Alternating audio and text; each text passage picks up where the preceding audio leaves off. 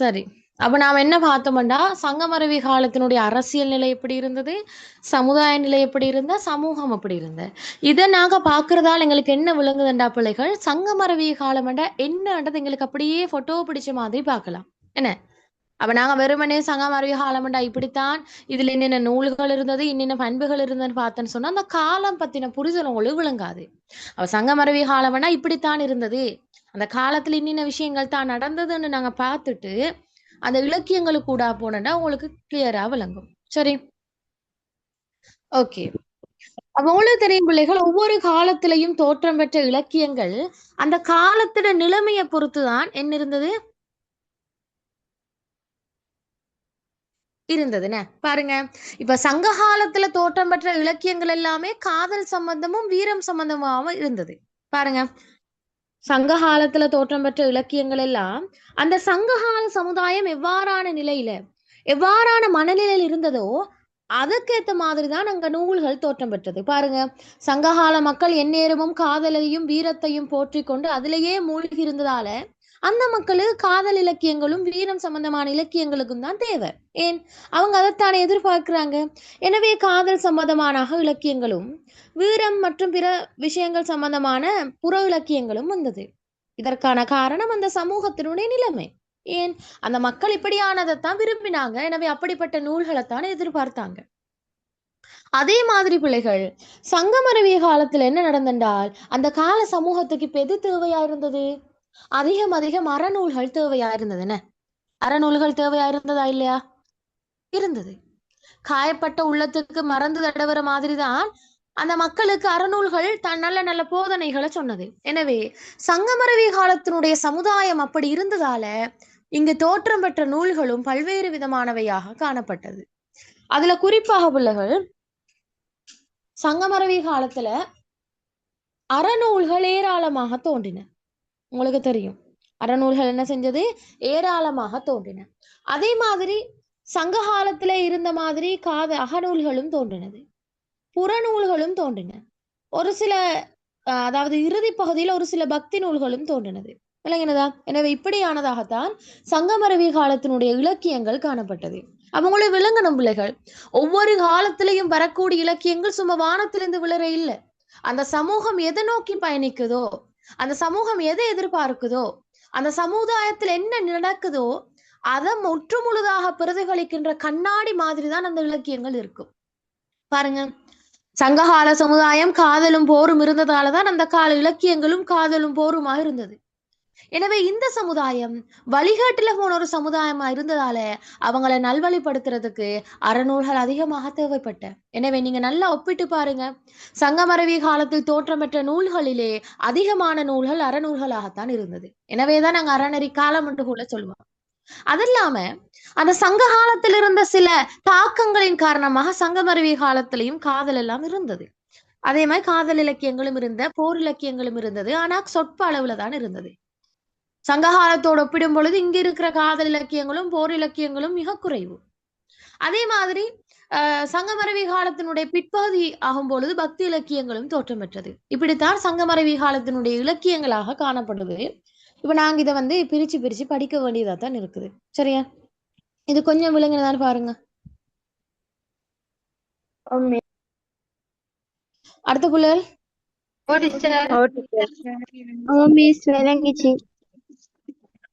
Okay, சரி.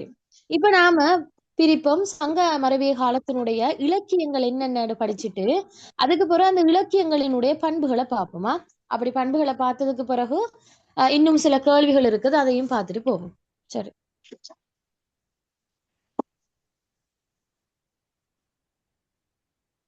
என்ன சொல்லுங்க பாப்போம். சங்க மரபி கால இலக்கியங்களை நாங்க எப்படி பிரிக்கிறோம்? 17 நூல்கள், இரட்டை காப்பியங்கள், பக்தி பிரபந்தங்கள், இலக்கண நூல்கள். எப்படி பிரிக்கிறோம்? 17 கீழ்கணக்கு நூல்கள், இரட்டை காப்பியங்கள், இலக்கண நூல், பக்தி இலக்கியங்கள். வேற என்ன நூல்? வேற என்ன இருக்குது? பிள்ளைகள் மைக் ஆஃப் பண்ணுங்க, பாடத்தை கவனிங்க. என்னென்ன இருக்குது? 17 கீழ்கணக்கு நூல்கள், காப்பியங்கள், இலக்கண நூல், பக்தி, அடுத்து என்ன இருக்குது? அறநூல்கள், அறநூல்கள், அகம் 11 நூல்கள். கணக்கு நூல்கள். இவ்வளவும் தானே? இவ்வளவுதான் மிஸ். இவ்வளவும் தானா? சரி, அப்ப உறுதியா சொல்லணும் இவ்வளவும் தான் டீச்சர். சரியா? ஓகே.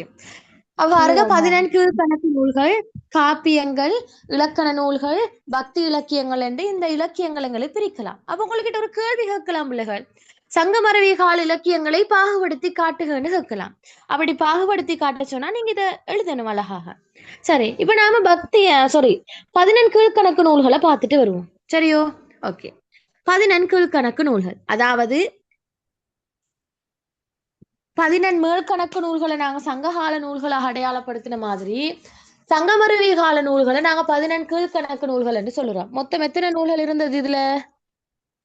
18. Very good. 18 நூல்களாக இருந்தது.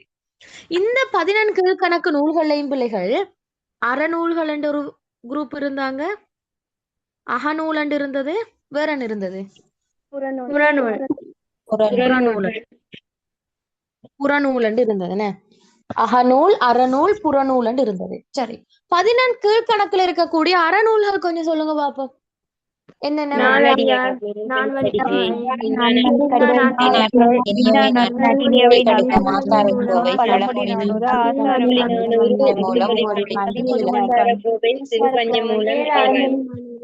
சிறுபஞ்சமூலம், கேளாதி, முதுமொழி, காஞ்சி. பாருங்க, 11 கீழ்கணக்கு நூல்கள் இவ்வளவும் இருக்குது. நான் இப்ப ஸ்கிரீன்லயும் விளங்கும் பாருங்க. நாலடியார், நான்மணிக்கடிகை, திருக்குறள், இன்னா 40, இனியவை 40, திருக்கடுகம், ஆசாரக்கோவை, பழமொழி 400 அப்படின்னு சொல்லி தொடர்ந்து நூல்கள் வரும். சரியா? இதெல்லாம் அறநூல்களாக இருக்குது. சரி, அகநூல்கள் என்னென்ன புலகள்? 550, 550,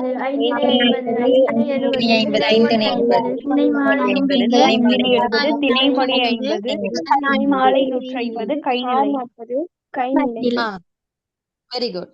சரி, இப்ப இந்த 11 கீழ்கணக்கு நூல்கள்ல வார அகநூல்கள் உங்களுக்கு பாடமாக கஷ்டம்டா நீங்க இந்த டிப்ஸை ஃபாலோ பண்ணிக்கொள்ளுங்க.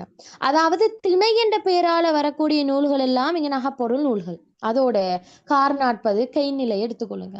பாருங்க, கார் 40 போது நீங்க கார் காலத்தை நினைவு வச்சுக்கொள்ளணும். கார் காலம் என்ன? நாங்க காதலி தானே பாடுவோம்.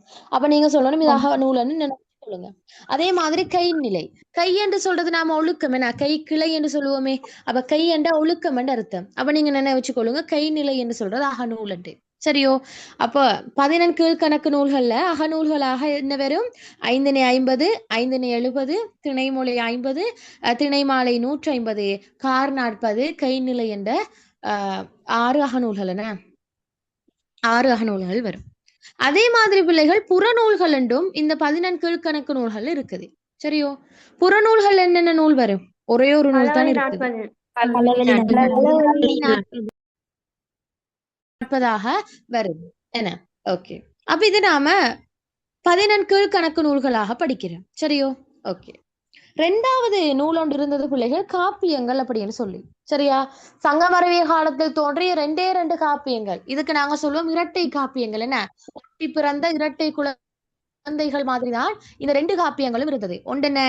சிலப்பதிகாரம், மணிமேகலை. அடுத்தது ஒன்று சொல்லுவோம் நாம, சிலப்பதிகாரம் இளங்கோவடிகளால் எழுதப்பட்டது. அடுத்தது மணிமேகலை சீத்தலை சாத்தனாரால் எழுதப்பட்ட 2 காப்பியங்கள். சரியோ? இந்த காப்பியங்கள் பிள்ளைகள் சமயம் சார்ந்த காப்பியங்களா தான் இங்க இருந்தது. சரியா? குறிப்பாக சிலப்பதிகாரம் சமண சமயம் சார்ந்ததாகவும் மணிமேகலை பௌத்த சமயம் சார்ந்த காப்பியமாகவும் தான் இருந்தது. சரி, ஓகே. இதுதான் நாம 50 காப்பியங்கள்ல முதல் 2 காப்பியங்கள் என்று நாம சொல்லுவோம். அடுத்தது பிள்ளைகள், சங்கமரவி காலத்தில் ஒரு இலக்கண நூல் ஒன்று தோற்றம் பெற்றது. நாங்க சொல்லுவோம் இவர்தான் இலக்கண நூலுக்கே ராஜா. இலக்கண நூலுக்கே வெரி குட். நாங்க இந்த வெரி குட் என்ன குட் தொல்காப்பியம். என்ன? அதே மாதிரி பிள்ளைகள் சங்கமரவி காலத்தினுடைய இறுதி தருவாயில பக்தி முளைக்க தொடங்குது. மரம் என்று சொல்லி அறத்த பேசின மக்கள் அப்படியே பக்தியின் உள்ள அப்படியே கொண்டு சொல்லப்படுறாங்க. என்ன? அவங்க உள்ளத்துல இறைவன் சார்ந்து அவங்க அறம் யோசிச்சுட்டு வந்தாங்க. இப்ப அறம்ன்றது என்ன? சமயம் சார்ந்ததுன்னா அப்ப இறைவனோட தொடர்படுறது. அப்படி இறைவனோட தொடர்பட்டு வந்த மக்கள் கடைசி ஆகும் பொழுதோ அது உச்ச மட்டத்துக்கு ஏறி அது பக்தியாக மாறுது. எனவே சங்கமரவி காலத்தினுடைய இறுதி பகுதி பக்திக்கான முளைவிட தொடங்குகின்ற பருவம்.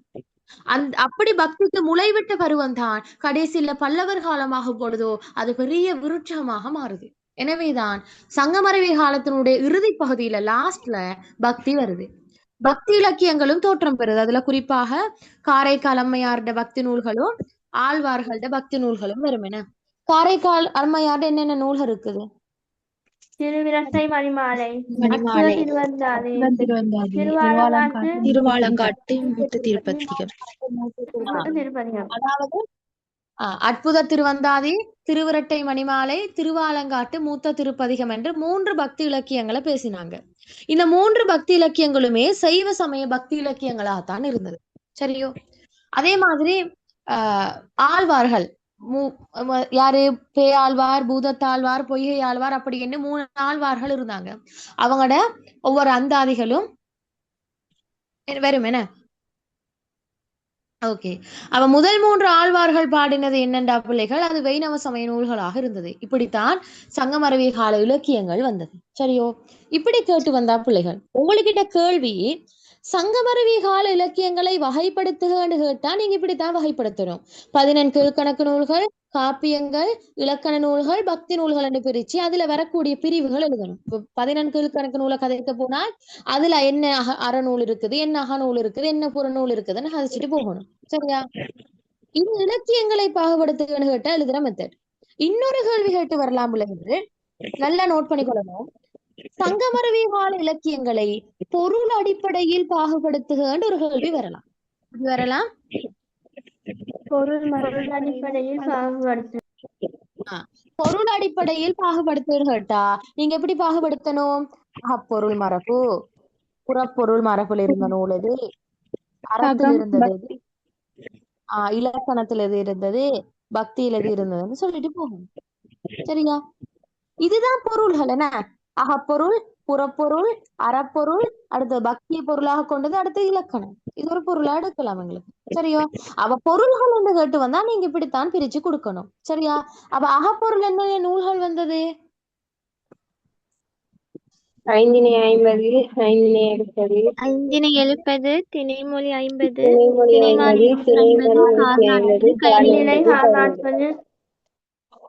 ஓகே. சிலப்பதிகாரத்தை மணிமேகலை மகநூல போடையிலுமா எழுதா? ஏழும். என்ன? அங்கேயும் 2 காதல் கதைகளை பேசுதுனே. மகநூல்களுக்கு உண்டாக அந்த பொருள் அடிப்படையில பாகுபடுத்தும் பொழுது உங்களுக்கு சொல்லலாம். புறப்பொருள் எது வரும்? ஒரே ஒரு நூல் தான் வரப்போகுது. என்ன? அறநூல்கள் என்னென்ன போடலாம்? இப்ப நீங்க பாத்தீங்க. அதே மாதிரி இப்ப நீங்க சிலப்பதிகாரத்தை அந்த அகம் சார்ந்த மாதிரி சொல்ல இல்லைன்னு சொன்னா சிலப்பதிகாரத்தை அறநூல்களுக்குள்ள போடுறது மிக பொருத்தம். ஏனென்றா பிள்ளைகள், சிலப்பதிகாரம் அந்த அதாவது சங்கமரவி கால சூழ்நிலையை பொறுத்தவரையில சிலப்பதிகாரத்தை ஒரு காதல் காவியமாக படைக்கிறதையும் விட ஒரு அறக்காவியமாக தான் இவங்க படைச்சாங்க. ஏன்னா அறம் சம்பந்தமான கருத்துக்களை போதிக்க வேண்டிய தேவை இருந்தது. அதனாலதான் இளங்கோவடிகள் இப்படியானது ஒரு வடிவத்தை கொண்டு அறத்தை போதிச்சாங்க. சரியா? எனவே அறநூல்கள் உண்டாக நீங்க சிலப்பதிகாரத்தையும் மணிமேகலையும் இந்த பொருளை கொடுத்தாலும் பரவாயில்லை. சரியா? ஏன்னா சிலப்பதிகாரத்திலே அறக்கருத்துக்கள் சொல்லப்படுதுன. என்ன? ஊழ்வினை வந்து உறுத்தும், வேற என்ன சொல்லுவாங்க? அரசியல் பிழைத்தோருக்கு அறம் கூற்றாகும், உரைசால் பத்தினே உயர்ந்தோர் ஏத்துவர். என்ன? இப்படியான 3 அறக்கருத்துக்கள் சொல்லுது. எனவே சிலப்பதிகாரத்தை நீங்க அற நூல்களாக அந்த பொருள் மரபுக்குள்ள சொல்லலாம். அதே மாதிரி மணிமேகலையிலேயும் சிறந்த அறக்கருத்துக்கள் சொல்லுது. துறவர வாழ்க்கையிட மேன்மையை சொல்லுது, சிறை வாழ்க்கை ஒழிப்பை பத்தி சொல்லுது, உண்டி கொடுத்தோர் உலகு கொடுத்தோராக உண்டி கொடுத்தோர் உயிர் கொடுத்தோர் என்று சொல்லுது. இப்படி அறக்கருத்துக்கள் அதெல்லாம் இருக்குது. பரத்தமை ஒழிப்பை பத்தி பேசுது மணிமேகலை. எனவே அங்க அறக்கருத்துக்கள் சொல்லப்படுதலால நீங்க பொருள் மரபுல நூல்களை பிரிக்கும் பொழுதோ அறநூல்கள் உண்டாக அது எழுதலாம். சரியா? அப்ப ஏற்கனவே தனியாக 11 அறநூல்கள் இருக்குது. என்ன? தனியாக 11 அறநூல்கள் இருக்குது. அதோட சேர்த்து நீங்க சிலப்பதிகாரத்தையும் மணிமேகலையும் 13ஆக போட்டு அறப்பொருளுக்குள் எழுதி கொள்ளுங்க. சரியா? ஓகே. அடுத்தது பக்திக்குள்ள என்ன வரும்? சைவ பக்தி, வைணவ பக்தி. காரைக்கால் அம்மையார் சைவ பக்தி, ஆழ்வார்கள் வைணவ பக்தி. அடுத்தது இலக்கணமாக நீங்க என்ன எழுதணும்? தொல்காப்பியத்தை எழுதணும். இப்படி நீங்க பிரிச்சு எழுதினீங்கன்னு சொன்னா இது எந்த வகையில எழுதுறீங்க? பொருள் மரபின் அடிப்படையில நீங்க very good. பொருள் மரபின் அடிப்படையில் இலக்கியங்களை பாகுபடுத்துன்னு கேட்டா நீங்க இப்படித்தான் பாகுபடுத்த வேணும். அது இல்லாம சும்மா பொதுவாக இலக்கியங்களை பாகுபடுத்துன்னு கேட்டா நீங்க எப்படி எழுதணும்? 14 கீழ்கணக்கு, அகநூல்கள், புறநூல்கள், பக்தி, காப்பியங்கள், இலக்கணம் என்று எழுதணும். சரியா? சரி, எப்படி எழுதணும்? 14 கீழ்கணக்கு, பக்தி, சமயம் சார்ந்த காப்பியங்கள், இலக்கண நூல்கள் அப்படின்னு எழுதணும். சரியா?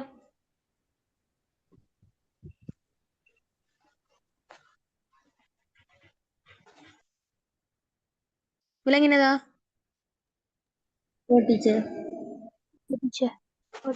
அப்ப அதுல கொஞ்சம் கவனமா இருக்கணும். பொருள் மரபின் அடிப்படையில் பாகுபடுத்துன்னு கேட்டால் அறம், அகம், புறம், இலக்கணம், பக்தி இப்படித்தான் பிரிக்கிற. பொதுவாக இலக்கியங்களை பாகுபடுத்துன்னு கேட்டா 14 கீழ்கணக்கு நூல்கள், காப்பியங்கள், இலக்கணங்கள், பக்தி நூல்கள் இப்படித்தான் பிரிக்கணும். சரி, அப்ப இலக்கியங்கள் விளங்கினதான்னு பாருங்க.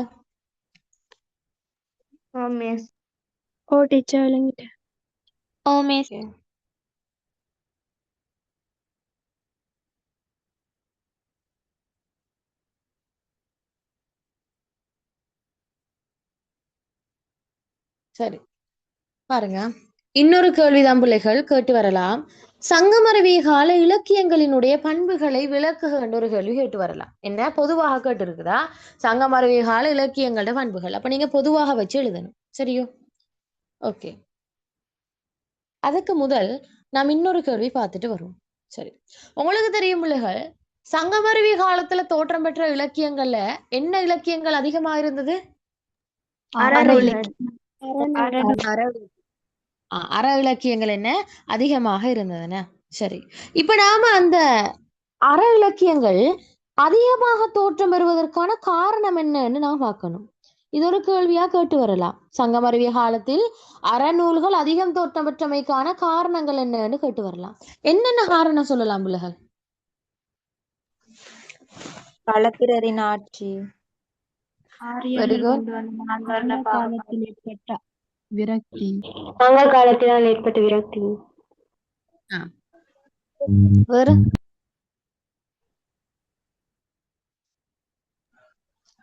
மனிதர்களை சமயம் செயல்பட்டது. வைதிக மதங்களுக்கு இடையிலான அந்நிய ஆட்சியினால் மக்களுக்கும் அரசர்களுக்கும் இடையிலான தொடர்பு குன்றியமை.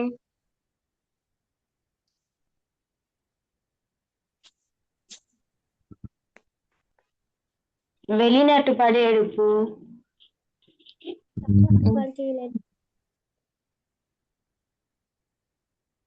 சரி, பாப்போமா. அப்ப நீங்க படிக்கிறீங்க சங்கமருவி காலத்துல ஏராளமான நூல்கள் வந்ததா, மரநூல்கள் வந்ததுன்னு படிக்கிறீங்க. அப்ப நீங்க என்ன செய்யணும்னா அந்த ஏன் அதிகமாக அறநூல்கள் வந்தது என்ன காரணம்? திடீரென்று ஒரு அறநூல்கள் அப்படியே ஏறிக்கொண்டு போறோன்னு சொன்னா அது ஒரு காரணம் ஒன்று இருக்கணும் என்ன. இப்ப அந்த காரணத்தை தான் நாம பார்க்க போறோம். அதை நோட் பண்ணி கொள்ளுங்க. அதை படிச்சுட்டு வந்ததுக்கு பிறகு சங்கமருவி கால இலக்கியங்களோட பண்புகள் பார்ப்போமா. அப்ப கொஞ்சம் கிளியரா இருக்கும். சரி, இன்னின்ன காரணங்கள் தான் இருக்குது. முதலாவது காரண பிள்ளைகள், சங்கமருவி காலத்தில் அதிகமான அறநூல்கள் தோற்றம் பெறுவதற்கு முதல் காரணம் இந்த ஆரியர்களோட வருகை. சரியா? ஓகே, இந்த ஆரியர்களோட வருகை என்னது? ரிப்பீட் சொல்றீங்களா கொஞ்சம்? அது ஆரியர்களோட வருகை அதுதானே சொன்னேன். சரியா?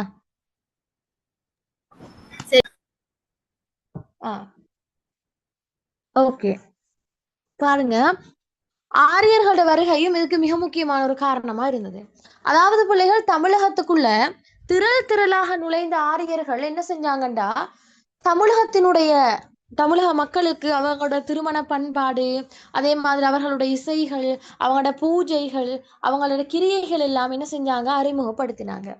எனவே இப்படி அறிமுகப்படுத்தினதால தமிழ்நாட்டினுடைய கலாச்சாரம் எப்படியானதாக இருந்தது? ஆரிய பண்பாட்டுல ஒரு தனி கவர்ச்சி ஒன்று இருந்ததுன்னா ஆரிய பண்பாட்டை இவங்க தழுவி கொண்டாங்க.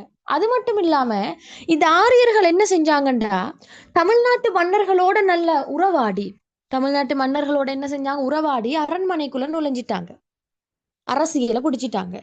என்ன அரண்மனைக்குள்ள நுழைஞ்சி அங்கு மன்னர்களுக்கு வேள்வி யாகங்களை நடத்துறது, அதே மாதிரி அவங்களோட அரண்மனைகள்ல பெரிய பெரிய அந்தணர்களாக பதவி வகிக்கிறது, இப்படியானதெல்லாம் செஞ்சதால ஆரியர்கள் இப்ப யாரோட நல்லா க்ளோஸ் ஆயிட்டாங்க, மன்னர்களோட க்ளோஸ் ஆயிட்டாங்க. இப்படி மன்னர்களோட ஆரியர்கள் க்ளோஸ் ஆகினதால மன்னர்களுக்கும் மக்களுக்கும் இடையிலான தொடர்பு அப்படியே குறைஞ்சு கொண்டே போகுது. என்ன செய்யுது, அப்படியே நலிவடைஞ்சு கொண்டே போகுது.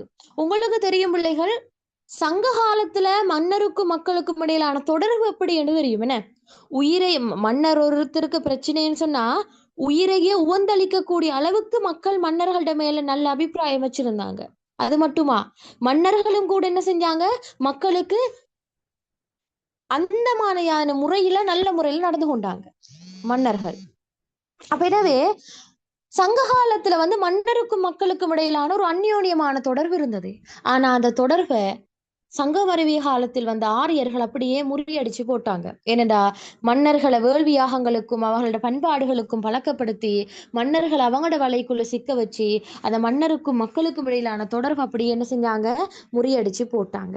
இப்படி அந்த ஆரியர்களுடைய வருகையின் காரணமாக தமிழ்நாட்டினுடைய கலாச்சாரமா இருக்கலாம், தமிழ்நாட்டு மன்னர்களுக்கும் மக்களுக்கும் இடையிலான தொடர்புகளா இருக்கலாம், இதெல்லாம் என்ன செஞ்சது, சீர்குலைஞ்சிட்டு.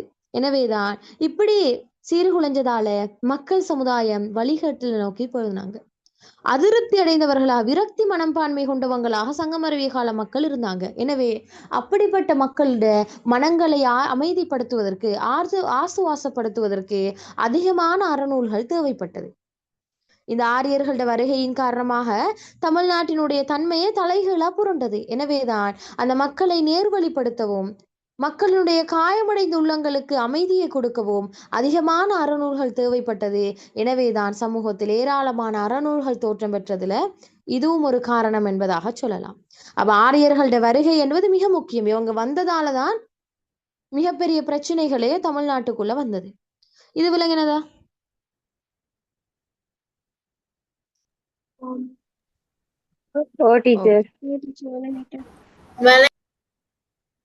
ரெண்டாவது என்னண்டா பிள்ளைகள், நால்வர்ண பாகுபாடு. நால்வர்ண பாகுபாடு உங்களுக்கு தெரியுமா? நான் இதுக்கு முதலும் நான் சொன்னேன், ஏற்கனவே ஒட்டி உறவாடி இருந்த இந்த மக்களை ஆரியர்கள் கொண்டு வந்த நால்வர்ண பாகுபாடு என்ன செஞ்சது, மக்களை பிளவுபட வச்சது. மக்களை என்ன செஞ்சது, பிளவுபட வச்சது. பிராமணர்கள் என்றும் வைசியர்கள் என்றும் சத்திரியர்கள் என்றும் சூத்திரர்கள் என்றும் மக்களை பிளவுபடுத்தினதால மக்களுக்கிடையே என்ன தாழ்வு மனப்பான்மை ஒன்று வந்தது. அடிநிலை மக்களாக இருந்தவர்கள் என்ன செஞ்சாங்க, தாழ்வாக அவங்களே தங்களை தாங்களே நினைச்சு கொண்டாங்க. இப்படி எல்லாரும் எங்களை தாழ்வா பாக்குறாங்களே, நாங்க என்ன கீழ் சாதிகளான்னு சொல்லி அந்த தாழ்வு மனப்பான்மையால மக்கள் என்ன செஞ்சாங்க, தங்களோட காயமடைஞ்ச உள்ளங்களை அதிகம் அறக்கருத்துக்களை கேட்கறதுலையும் அறநூல்களை வாசிக்கிறதுலையும் தங்களுடைய நேரங்களையும் காலங்களையும் செலவழித்தாங்க. எனவேதான் சமூகத்துல கூடுதலான அறநூல்களுக்கான வரவேற்பு இருந்தது. எனவே அதிகமான அறநூல்கள் எழுதத் தொடங்கினாங்க. கடைசியில் என்ன வந்தது, சமூகத்தில் அறநூல்கள் கூடினதுதான் மிச்சம். எனவேதான் நால்வர்ண பாகுபாடும் இயல்பாகவே அறநூல்கள் கொண்டு வருவதற்கான வழிவகைகளை ஏற்படுத்தினது. சரியா? ஓகே, இது ரெண்டாவது காரணம். இது விளங்கினதான பாருங்க. ஓகே, மூணாவது காரணம் என்னண்டா பிள்ளைகள், சமய பிரச்சாரம். அதாவது பிள்ளைகள், இங்கு இருந்த ஒவ்வொரு சமயங்களும் தங்களுடைய சமயங்களை பரப்பிக் கொள்வதற்காக பிரச்சாரங்களை செஞ்சாங்க. குறிப்பாக சமணர்களாயிருக்கட்டும் பௌத்தர்களாயிருக்கட்டும், இவங்க என்ன செஞ்சாங்கண்டா, சமண மதங்களையும் பௌத்த மதங்களையும் மக்கள் மத்தியில கொண்டு செல்வதற்காக வேண்டி அதிகமாக பிரச்சாரங்களை மக்கள் மத்தியில செஞ்சாங்க. அப்படி பிரச்சாரங்கள் செய்வதற்கு இவங்களுக்கு அதிகமான நூல்கள் தேவைப்பட்ட, அறநூல்கள் தேவைப்பட்ட. எனவேதான் இவங்க அதிகமான அறநூல்களை தோற்றம் பெற வச்சாங்க. அதே மாதிரிதான் சைவ வைணவங்களும் தங்கட மதங்களையும் பரப்பிக் கொள்றதுக்கும் இந்த வேலையை செஞ்சாங்க. அதோட ஒளி சொல்லலாம், சமய பிரச்சாரம் நடந்த மாதிரி சமயங்களுக்கு இடையிலான போட்டியும் இருந்தது. என்ன இருந்தது? சமயங்களுக்கு இடையிலான போட்டி.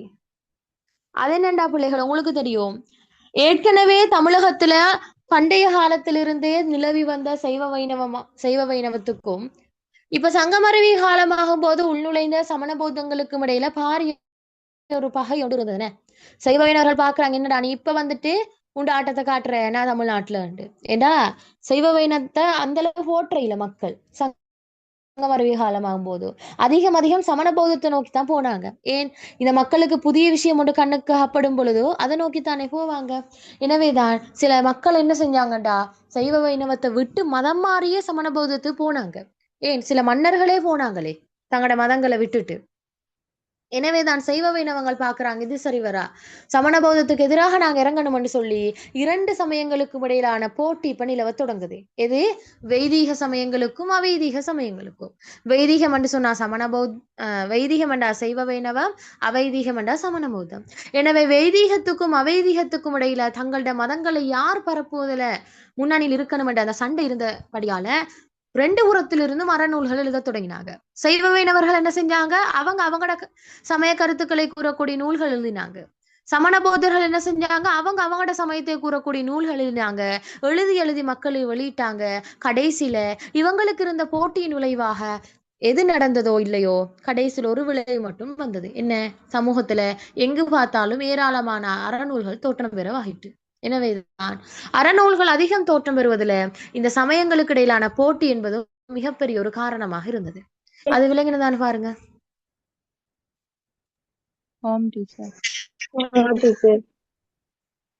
ஓகே, அடுத்த ஒரு காரணம் இருக்குது பிள்ளைகள், களப்பிரர்களினுடைய படையெடுப்பு.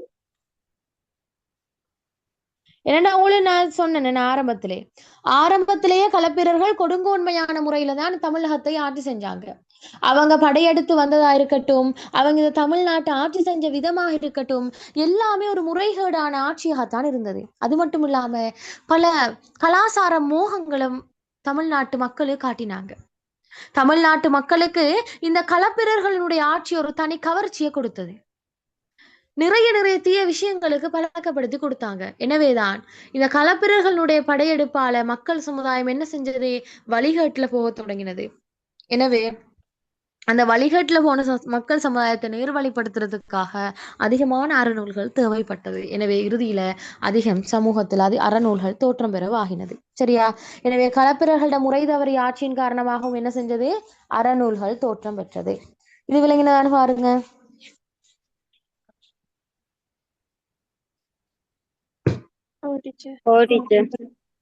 ஓகே, 6வது பண்பு நாங்க பாக்குற பிள்ளைகள் சங்க காலத்தில் காணப்பட்ட குறைபாடுகள்.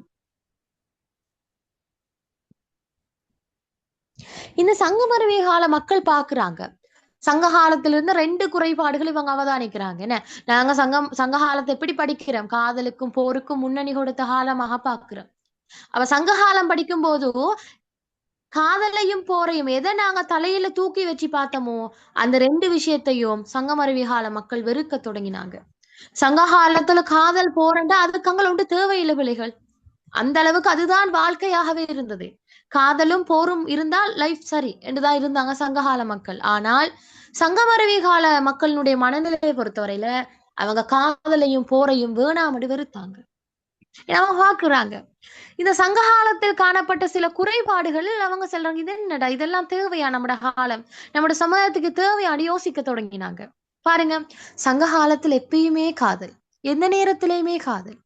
சங்கமருவி கால மக்கள் யோசிக்கிறாங்க, என்னடா இது, இதெல்லாம் வாழ்க்கையா, இதான் வாழ்க்கையோட நோக்கம் யோசிக்கிறாங்க. அதே மாதிரி சங்க காலத்துல எந்த நேரமுமே போர், ஒரு சின்ன விஷயம் நடந்தா கூட போர், ஒரு சின்ன தவறு நடந்தால் அதுக்கு பெரிய போர் நடக்கும். சங்கமருவி கால மக்கள் பாக்குறாங்க, இதான் வாழ்க்கை பாக்குறாங்க. எனவே அந்த போரையும் இவங்க ஒரு குறைபாடாத்தான் பாக்குறாங்க. எப்படி காதல குறைபாடா பார்த்தாங்களோ அதே மாதிரி போரையும் ஒரு குறைபாடாத்தான் பாக்குறாங்க, ஒரு குறையாத்தான் கவனிக்கிறாங்க. அதே மாதிரி அவங்க பாக்குறாங்க, சங்க காலத்துல இருந்த சில ஒழுக்கங்கள், ஒழுக்கம் எல்லாம் இருந்தது. தண்ட மனைவி விட்டு இன்னொரு பெண்ணுகிட்ட போறது, இதா நாகரிகம் என்று சங்கமருவி கால மக்கள் சங்க காலத்துல இருந்த சில வழக்கங்களை குறைகளை காண தொடங்குகிறாங்க. விளங்கினதா? அங்க கட்டுப்பாடற்ற இன்ப நுகர்ச்சி, கட்டுப்பாடற்ற காதல், எந்த நேரமும் போர், அதே மாதிரி பரத்தமை ஒழுக்கம், இப்படியான விடயங்கள் அந்த சங்கமரவி கால மக்களுக்கு மாபெரும் குறைபாடுகளாக தெரிந்ததால என்ன செய்றாங்க? சங்கமரவி கால மக்கள் எங்களுக்கு இதமா எல்லாம் வாழையில எந்த நேரம் காதலும் எந்த நேரம் போருக்கும் போய்த்து கை கால் இழந்துட்டு இருக்கேலுமா? எந்த நேரம் பரத்தையர்களோட வாழ்றது முறையா? இதா வாழ்க்கை என்று சொல்லி சங்கமரவி கால மக்கள் என்ன செய்றாங்க? இதெல்லாம் சரி வராது. மக்களாகிய நாங்க நல்வழி சமூகமா இருக்க வேணும்.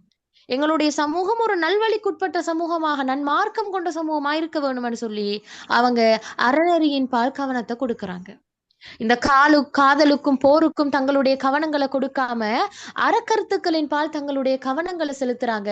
எனவே அறக்கருத்துக்கள் தான் மக்களுடைய பெரிய விஷயமாக அந்த காலத்தில் இருந்தது. எனவேதான் அதிகம் அறநூல்கள் அந்த மக்களுக்கு தேவையான மாதிரி வெளிவந்து கொண்டே இருந்தது. என்ன செஞ்சது? வெளிவந்து கொண்டே இருந்தது. எனவே காலப்போக்கில் அதிகூடுதலான அற இலக்கியங்கள் எல்லாம் தோற்றம் பெறவாகிட்டு. சரியா? எனவே டீச்சர் சங்க காலத்தில் காணப்பட்ட சில குறைபாடுகள் அறநூல்கள் தோற்றம் பெறுவதற்கு காரணமாகி. சொல்லுங்க. அந்த பாயிண்ட்ஸ் அகப்புற வாழ்வில் ஏற்பட்ட சலிப்புத்தன்மை என்று கொடுத்துட்டு இந்த விளக்கத்தை கொடுக்கலாமா? கொடுக்கலாம்.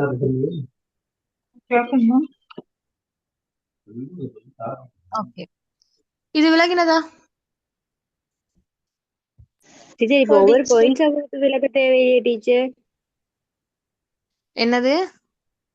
ஒவ்வொரு பாயிண்ட்ஸா கொடுத்து விளக்க தேவையில்ல. அந்த ஒரு பாயிண்ட்ஸா உள்ளடக்கி ஒரு பந்தியா எழுதுனா சரிதானே? ஓ, பந்தியா தான் எழுதணும். சரி. டீச்சர் எனவே இவ்வாறான காரணங்களால சமூகத்தில் அறநூல்கள் அதிகமாக தோற்றம் பெற்றது என்றதாக சொல்லுவோம். சரியா? இந்த காரணங்களை நோட் பண்ணி கொள்ளுங்களா? ஓகே, இப்ப நாம சங்கமரவி கால இலக்கியங்களோட பண்புகளுக்கு வருவோம். இது விளங்கினதா? டீச்சர் ஓகே, ஒரு 1 minute டைம் தரேன். சரி, டவுட் இருந்தா கேளுங்க.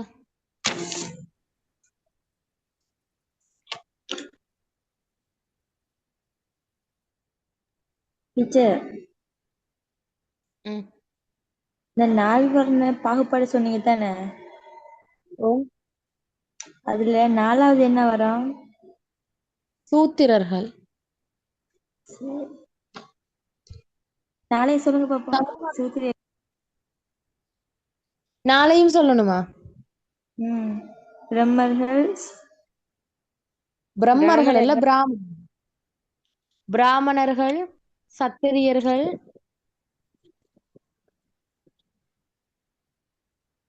வைசியர்கள், வணிகர்கள், சூத்திரர்கள்.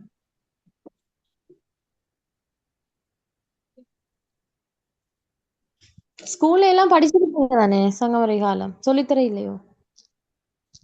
இது இப்பதான் கேள்விப்படுறேன். இப்பயா கேள்விப்படுங்க? இலங்கையில் என்னமா? அது தெரியாது.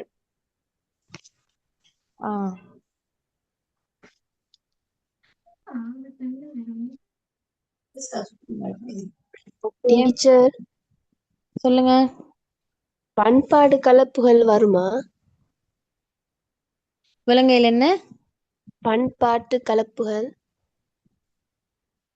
ஏனைய பண்பாடுகளினுடைய கலப்பா? ஓ, வரலாம். ஆரிய பண்பாடு கலப்பெறர்களுடைய பண்பாடு கலந்ததால மக்கள் சமுதாயம் என்ன செய்யுது? வழிகாட்டில போக தொடங்குது. எனவே அந்த வழிகாட்டில போன சமுதாயத்தை நல்வழிப்படுத்துறதுக்காக அறநூல்கள் தேவைப்பட்டது. சரியா? சரி, இப்ப நான் பார்த்துட்டு போவோம்.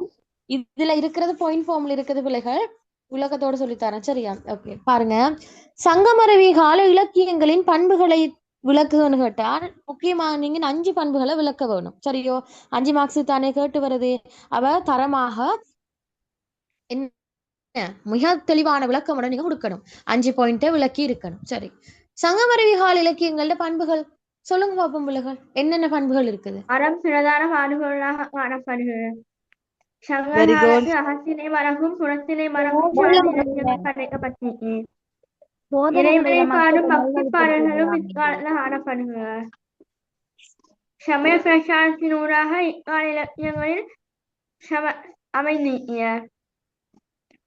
உலக வாழ்க்கையும் அதன் இன்பங்களை நிராகரிக்கும் சமண பௌத்த மதங்களின் கருத்துக்கள் செல்வாக்கினால் காதல் போர் ஒழுக்கங்களை நிராகரிக்கும் இலக்கியங்களும் தோற்றம் பெற்றிருக்கின்றன.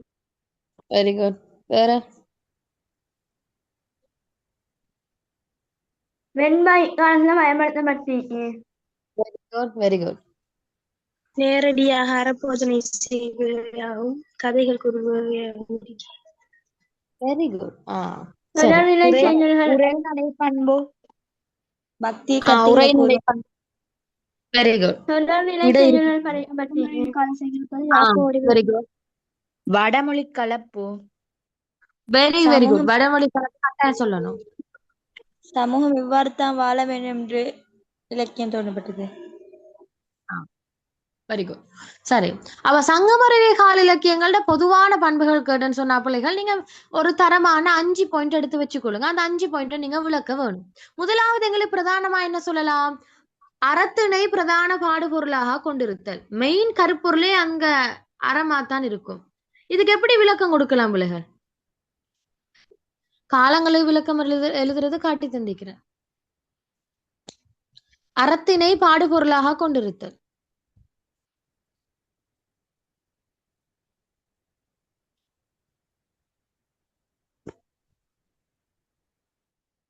என்ன சொல்லலாம்?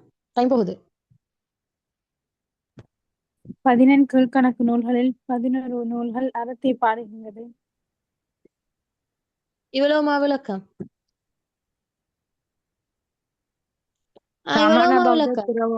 சமண பௌத்த துறவர்கள் அறப்போதனைகள் மூலம் காலம் என்று கூறப்படுது. சமயத்தை வளர்த்தாங்க. பெரும்பாலான நூல் அறநூல்களாகவே காணப்படுகின்றது. இதனாலேயே அறநூல்கள் அந்த அறநூல் என்ற அறநூல் காலம் என்று சங்கமறிவு காலத்தை கூறப்படுகின்றது. இங்க தலை சிறந்த திருக்குறள், அந்த நீதி நூல்கள், ஆசார கோர்வைகள் போன்றன வெண்பா யாப்புகள், அகவல் யாப்புகள் போன்ற சிறந்த யாப்புகள் மூலமாக எழுதப்பட்டு காணப்படுகின்றது. இதன் மூலமாக அறக்கருத்துக்களானது சிறப்பான முறையில கூறப்படுகின்றது. சரியா? அப்ப சங்கமருவி கால இலக்கியங்களோட பிரதான பாடுபொருளே அறமாத்தானாக இருந்தது. என்ன அப்ப நீங்க சொல்லணும் என்ன? சங்கமருவி காலத்தை பொறுத்தவரையில பொதுவாக அறநூல்கள் தான் அதிகமாக தோற்றம் பெற்றதாக காணப்படுகிறது. என்ன ஏனென்றா சங்கமருவி கால சமுதாயத்தை நல்வழிப்படுத்துவதற்கு மைக்க மியூட் பண்ணுங்க. சங்கமருவி கால சமுதாயத்தை நல்வழிப்படுத்துவதற்கு அதிகமான அறநூல்கள் தேவைப்பட்ட காரணத்தினால என்ன செஞ்சது? அறக்கருத்துக்களை கூறக்கூடிய நூல்கள் அதிகமாக வெளிவந்தது. எனவே இந்த சமூகத்துல அறக்கருத்துக்கள் என்ன செய்யுது? பிரதான பாடுபொருளா இருந்ததுன்றதை நீங்க கட்டாயம் என்ன செய்யணும்? கொடுக்கவே வேணும். சரியா? அப்ப அறத்தினை பிரதான பாடுபொருளா கொண்டிருத்தல் என்றால் அந்த விஷயத்தை நீங்க கொடுத்துட்டோ கீழே என்னென்ன அறநூல்கள் இருக்குதுன்னு ஒரு 2-3 உதாரணத்தை கொடுங்க. சரியா? விளங்கினதா? என்னடா பாருங்க, அறம் தான் இங்க நம்ம அறநூல்கள் தான் நல்லா அதிகம். என்ன 11 நூல்கள் அறநூல்களா இருந்தது. ஏனையத்துல எல்லாம் பாருங்க அகநூல்கள் 6, புறநூல்ல ஒன்றுதான் இருக்குது. என்ன எனவேதான் இங்க அறம் தான் பிரதான பாடுபொருளா இருந்தது என்ன நீங்க சொல்லி அதுக்கான உதாரணங்களை கொடுக்க வேணும். கிளியரா இது?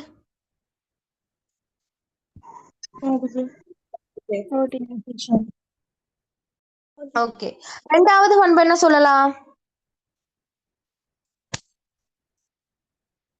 பக்தி கருத்துக்களை கூறும் இலக்கியம் காணப்பட்டது.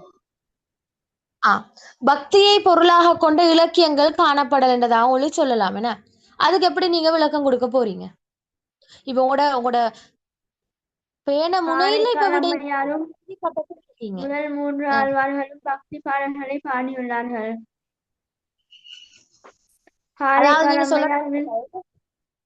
காரைக்கால் அம்மையார் சிவனை முழுமுதற் கடவுளாக கொண்டு பிற்பகுதியில வாழ்ந்த காரைக்கால் முதல் 3 ஆழ்வார்களால பாடப்பட்ட அந்த பக்தி பாடல்கள் மூலமாகத்தான் சங்கமருவிய காலத்துல பக்தி இலக்கியங்கள் தோற்றம் பெற்றது. இந்த இலக்கியமானது சிவனையும் திருமாலையும் முழுமுதற் கடவுளாக கொண்டுதான் இந்த இலக்கியங்களானது அடிப்படையாக தோற்றம் பெற்றது என்று சொல்லி கொடுக்கிறது. Very good. அதாவது எப்படி சொல்லலாம், சங்கமரவி காலத்தை பொறுத்தவரையில் இதன் இறுதி தருவாயில் பக்தி முளைவிட்ட காலமாக காணப்படுகிறது. எனவே இந்த பக்தியை பிரதான பாடுபொருளாக கொண்டோ அல்லது பக்தியை பாடுபொருளாக கொண்டோ காரைக்கால் அம்மையாரும் ஆழ்வார்களும் தங்கள் சார்பாக பக்தி இலக்கியங்கள் அதிகமாக எழுதினாங்கள். என்ன, குறிப்பாக காரைக்கால் அம்மையார் சிவனை முழுமுதல் கடவுளாக கொண்டும் ஆழ்வார்கள் விஷ்ணுவை முழுமுதல் கடவுளாக கொண்டு எழுதிய பக்தி இலக்கியங்களும் சங்கமரவி காலத்தினுடைய ஒரு இலக்கிய பண்பாக எங்களுக்கு கூறலாம் எடுத்து கொடுத்து போட்டுட்டோ அதுக்குள்ள சில உதாரணங்களை நீங்க கொடுக்கணும். சைவ பக்தி இலக்கியங்களுக்கு என்ன, அற்புத திருவந்தாதி திருவிரட்டை மணிமாலை கொடுத்துட்டு வைணவ இலக்கியங்களுக்கு அவங்களோட 3 திருவந்தாதிகளையும் உங்களுக்கு கொடுக்கலாம். எனவே பக்தி பாடப்படுதல் என்றதும் என்ன, சங்கமரவி கால இலக்கியங்களினுடைய இன்னொரு பண்பாக சொல்லலாம். வேற என்ன பண்பு சொல்லலாம் பிள்ளைகள்? இக்கால இலக்கியங்கள் வெண்பா யாப்பில் பெருமளவு பாடப்பட்டன. வெண்பாயாப்பில் என்ன பெருமளவில் பாடப்பட்டதாக காணப்படுதுன. உங்களுக்கு தெரியும் பிள்ளைகள், இந்த சங்க காலத்துல பாடப்பட்ட இலக்கியங்கள் பெரும்பாலும் அகவல் வஞ்சி போன்ற யாப்புக்களை தான் பாடப்பட்டதுன்னு. அத காதல போற பாடுறதா இருந்தா அகவட்பா வஞ்சிப்பா அதுகள் தான் தரமானதா இருந்தது. ஆனால் இங்க சங்கமருவி காலம் ஆகும்போது அறக்கருத்துக்களை தானே சொல்லணும், ஷோர்ட்டாக சொல்லி முடிக்கணும். இப்ப காதலைத்தான் கட்டுக்கட்டா சொல்லிட்டு போற, அறக்கருத்துக்கள் அப்படியா இல்ல. அறக்கருத்துக்கள் எப்படி, நீ இதை செய் நீ இதை செய்யாத, இதை பின்பற்று இதை பின்பற்றாத, இப்படித்தான் வாழணும் இப்படி வாழக்கூடான்னு சொல்லி சுருங்க கூறி விளங்க வைக்கக்கூடியதாகத்தான் இந்த சங்கமரவி கால இலக்கியங்கள் காணப்படுது.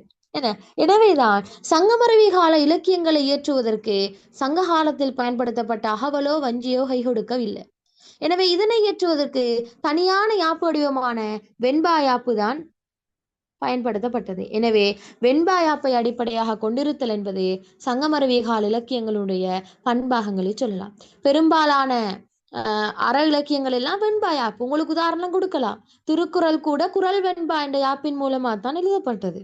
என்ன, எனவே உங்களுக்கு இந்த உதாரணங்களை கொடுத்து எழுதலாம். சரி, அந்த பாயிண்ட் விளங்கினதா? நீங்க விளங்கெடுக்கிறதுதான் ஈஸி. உங்களுக்கு எத்தனை பேர் எத்தனை நோட்ஸை தந்து இதை படிங்கன்னு சொன்னாலும் நீங்க விளங்கெடுக்கிறீங்களோ அந்த அளவுக்கு தான் உங்களுக்கு எழுதலாம். அப்ப விளங்கெடுக்கிற வகையில நீங்க விளங்கெடுக்கணும். சரியா? வேற என்ன சொல்லலாம்? இன்னொரு பாயிண்ட், வடமொழி கலப்பு முறைமை. வடமொழி கலந்த கருத்துக்கள் காணப்படுதல். இதுக்கு எப்படி விளக்கம் கொடுக்க போறீங்க?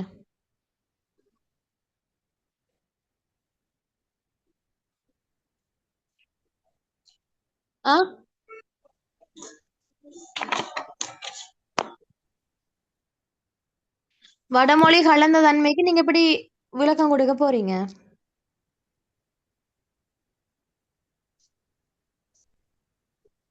எப்படி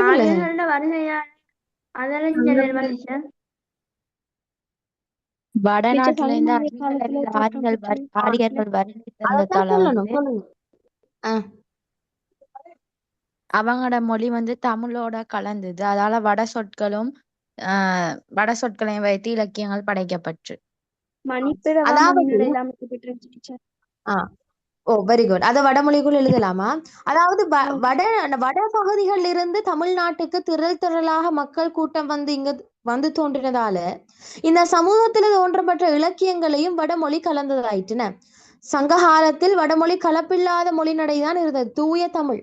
ஆனால் சங்கமரவி காலம் ஆகும்போதோ இந்த சமுதாயத்துல வடமொழியினுடைய செல்வாக்கு அதிகமாக இருந்ததால அந்த வடமொழி கருத்துக்களையும் வடமொழியினையும் தழுவி இலக்கியங்கள் படைக்க தொடங்கினாங்க. எனவே வடமொழியினுடைய செல்வாக்கு அல்லது வடமொழியினுடைய ஆதிக்கம் சங்கமரவி கால இலக்கியங்களில் காணப்பட்டன என்பதாக நீங்க என்ன செய்யணும், விளக்கி இருக்கணும். சரியா? Okay okay. அந்த மணிப்பிரவாள நடை என்று சொல்லுவோம். ஏன்னா தமிழ் மொழியும் வடமொழியும் கலந்து வர நடைக்கு மணிப்பிரவாள நடை என்று நாங்க சொல்லுவோம். சரி, இன்னொரு பாயிண்ட் சொல்லலாம். என்ன சொல்லலாம்?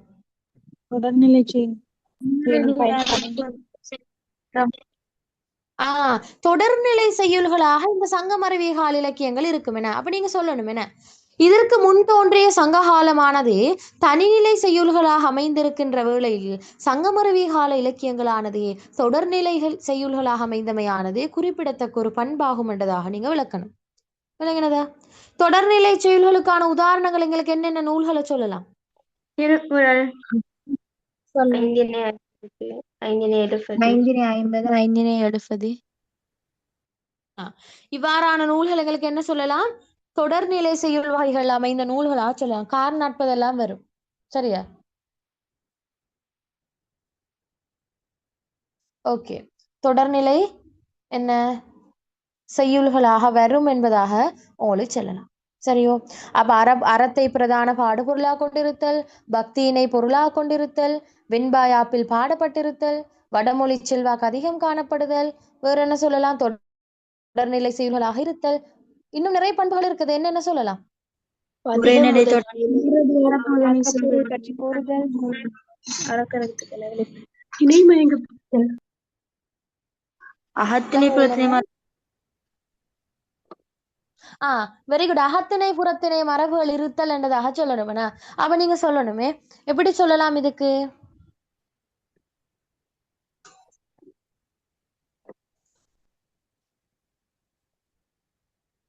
சங்கமறிவு காலமானது சங்க காலத்துக்கு பின்தோன்றிய காலம் என்பதால் அந்த சங்க காலத்திலிருந்து அகத்திணை புறத்திணையினுடைய செல்வாக்கு இதிலும் தாக்கம் செலுத்தியது. என்ன இப்ப சங்க காலத்திலிருந்து சங்கமறிவி காலம் வரும்போது டோட்டலா அதோட பண்புகளை விட்டுட்டா வார இல்லைன்னா சங்கமறிவி காலத்திலிருந்து சங்க காலத்திலிருந்து இந்த சங்கமறிவி காலம் பல விஷயங்கள்ல வேறுபட்டிருந்தாலும் பிள்ளைகள் டோட்டலா டிஃபரெண்டா இல்ல. ஒரு சில விஷயங்கள் தொடர்பட்டதா இருக்கலாம். அப்படி தொடர்பட்டதுகள் ஒன்றுதான் இந்த அகத்திணை புறத்திணை மரபு.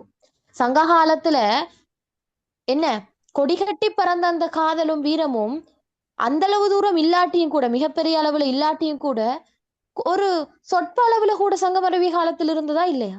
இருந்ததுன்னு. எனவே உங்களுக்கு சொல்லலாம் சங்கமருவி கால இலக்கியங்களில் காதல் போர் மரபுகள் பாடப்பட்டிருத்தல் என்றது இதுல ஒரு இலக்கிய பண்பு. என்ன அப்ப நீங்க சொல்லணும் எந்த ஒரு காலப்பகுதியும் அதற்கு முந்தைய காலப்பகுதியிலிருந்து முழுமையாக வேறுபட போவதில்லை. என அந்த வகையில் சங்க காலத்தில் காணப்பட்ட அகப்பொருள் புறப்பொருள் மரபு சங்கமருவி காலத்திலும் காணப்பட்டது என்பது இக்கால இலக்கியங்களின் முக்கியமான பண்பொன்றாகும் என்பதாக நீங்கள் சொல்லணும்.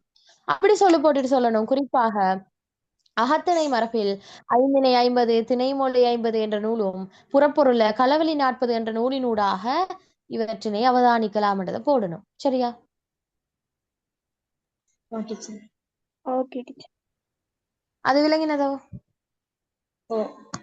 டீச்சர்.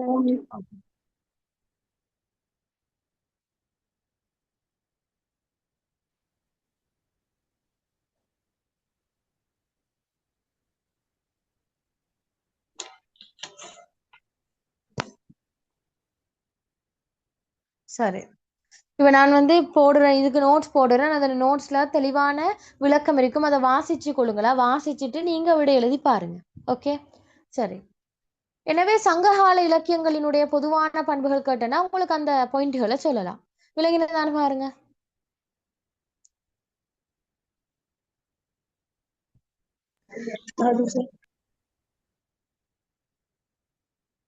ஓகே நாம் அடுத்த கேள்விக்கு போவோம். இன்னொரு கேள்வி கேட்கலாம் பிள்ளைகள். சங்கமருவிய கால இலக்கியங்களில் அகத்திணை மரபு இடம்பெறுமாற்றினை சுருக்கமாக எடுத்து காட்டுக. சரி, அகத்திணை மரபென்றாலே பிள்ளைகள் உங்களுக்கு என்ன காலம் ஞாபகத்து வரணும்? சங்ககாலம். வெரி குட், சங்ககாலம். என்ன அப்ப இவங்க என்ன கேட்கிறாங்க? சங்கமருவிய கால இலக்கியங்கள்ல அந்த சங்க காலத்துல பின்பற்றப்பட்ட ஒரு காதல் ஒன்று இருந்துச்சே, அந்த காதல் அகத்திணை மரபு எவ்வாறு இந்த சங்கமருவி கால இலக்கியங்கள்ல வெளிப்படுதுன்னு கேட்கிறாங்க. எப்படி சங்க காலத்தில் காணப்பட்ட அந்த காதல் மரபு எப்படி சங்கமருவி கால இலக்கியங்களில் வெளிப்படுது என்பதாக கேள்வி கேட்கிறாங்க. கேள்வி விளங்கினதோ?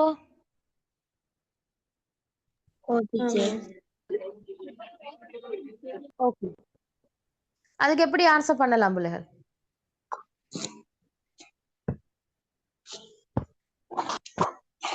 அகத்திணை நூல்களை வச்சு சங்க காலத்துல காணப்பட்ட அகத்திணை தொடர்ச்சியதான் சங்கமறிய காலமும் அகத்திணை மரப காணப்படுகின்றது கொண்டிருக்கின்றது. அதுக்குத்தான் சொல்லப்படுது 18 நூல்கள்ல 6 நூல்கள் கிட்ட இந்த அகத்திணை காதலை வெளிப்படுத்துறதாகவும் காணப்படுது. அந்த நூல் உதாரணத்தை கொடுத்து அப்படி ஓ வெரி குட். அதாவது பிள்ளைகள் உங்களுக்கு சொல்லலாம், எந்த ஒரு காலப்பகுதியில் தோன்றிய இலக்கியங்களும் அதற்கு முந்தைய காலத்தில் தோன்றிய இலக்கியங்கள் இருந்து முழுமையாக வேறுபட போவதில்லை.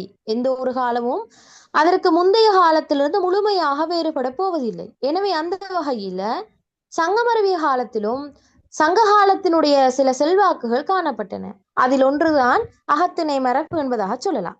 அதுக்கு போடணும், சங்க காலத்தில் உச்சமட்டத்தில் பின்பற்றப்பட்ட அகத்திணை மரபானது சங்கமருவிய காலத்திலும் பின்பற்றப்பட்டது. அதற்கு எடுத்துக்காட்டாக என்ன சொல்லலாம், சங்கமரவிய காலத்தில் தோற்றம் பெற்ற அகத்திணை இலக்கியங்களை கூறலாம். என்ன அப்ப நீங்க சொல்லணும், சங்கமரவிய காலத்தில் தோற்றம் பெற்ற அகத்திணை இலக்கியங்கள் இன்னும் இருக்குதுன்னு கொடுக்கணும். எனவே தனியாக அகத்திணை இலக்கியங்கள் தோற்றம் பெற்றதினூடாக என்ன விளங்குது, அகத்திணை மரபு இடம்பெற்றதை எங்களுக்கு அவதானிக்கலாம்னு போடணும்.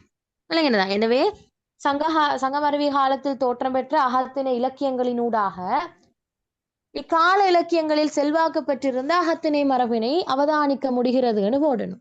அப்ப அந்த அகத்திணை நூல்களை வச்சு நாம கதைச்சோம். இதுல மட்டுமா பிள்ளைகள் அகத்திணை மரபு இருக்குது? இல்ல. இதை தாண்டி இன்னும் சில நூல்களையும் இருக்குது பாருங்க.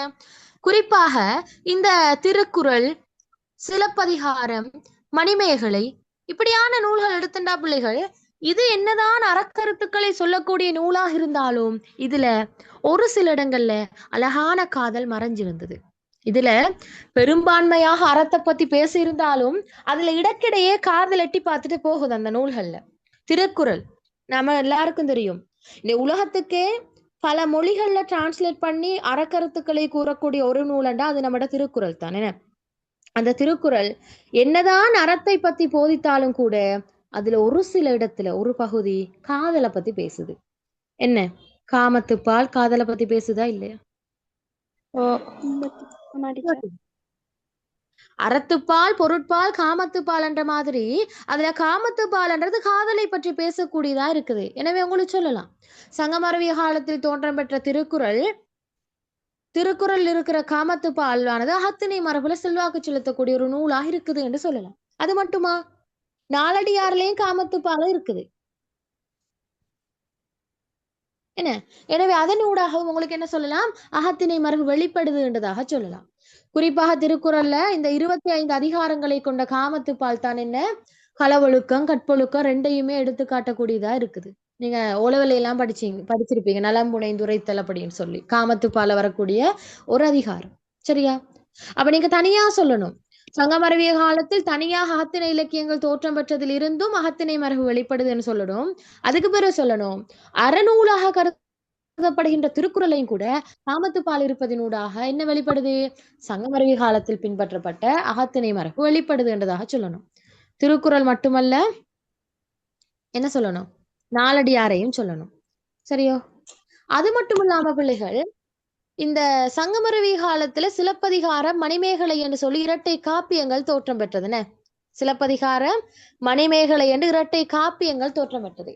அந்த காப்பியங்கள் பிள்ளைகள் உண்மையிலே இளங்கோவும் சீத்தலை சாத்தனாரும் ஏன் அந்த காப்பியங்கள் உருவாக்கினா, இத மெயின் நோக்கம் தங்களோட சமுதாயத்துக்கு ஒரு அறக்கருத்தை சொல்லிட்டு போகணும். தண்ட சமுதாயம் இருந்த அந்த சூழ்நிலை கேட்புதான் அவங்க அந்த காப்பியத்தை படைச்சாங்க. அந்த காப்பியம் முழுமையாக ஒரு காதல் கதையை சொல்ல வாரண்டாலும் கூட அந்த காதல் கதையினூடாக ஒரு அறக்கருத்தை தான் சொல்ல வருது. சரியா? எனவேதான் நாங்க அந்த அறப்பாகுபாட்டுக்குள்ள அந்த காப்பியங்கள் இரண்டையும் நாங்க பார்த்தோம்.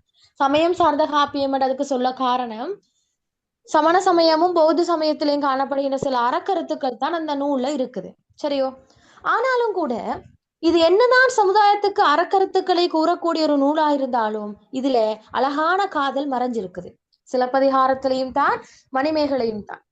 சிலப்பதிகாரம் என்னென்ன அறக்கருத்துக்களை சொல்லுது, உரைசால் பத்தினியை உயர்ந்தோர் ஏத்துவர், வேற அரசியல் பிழைத்தோருக்கு அறம் கூற்றாகும், ஊழ்வினை வந்து உறுத்தும், இப்படியான அறநெறி கருத்துக்களை கூறக்கூடியதா இருந்தாலும் இதுலயும் ஒரு அழகான காதல் இருக்குதே பாருங்க. கோவலன் கண்ணகின்னு சொல்லி மாதவி என்று அவர்களுக்கு இடையிலான காதல் சொல்லப்பட்டிருக்குதுன்னு சொல்லப்பட்டிருக்குதா இல்லையா? காலத்துல காணப்பட்ட பரத்தை ஒழுக்கம் சிலப்பதிகாரத்துல காணப்பட்டது. அதெல்லாம் சொல்லலாம் காதல் மரபுக்குள் இருந்தது. எனவே அந்த சிலப்பதிகார காவியத்துல கூட இந்த அகத்திணை மரபு இருக்கிறதால உங்களுக்கு சொல்லலாம் சங்கமருவி காலத்தில் அகத்திணை மரபு இருந்ததுதான் என்றதை இந்த சான்ற வச்சு உங்களுக்கு சொல்லலாம்.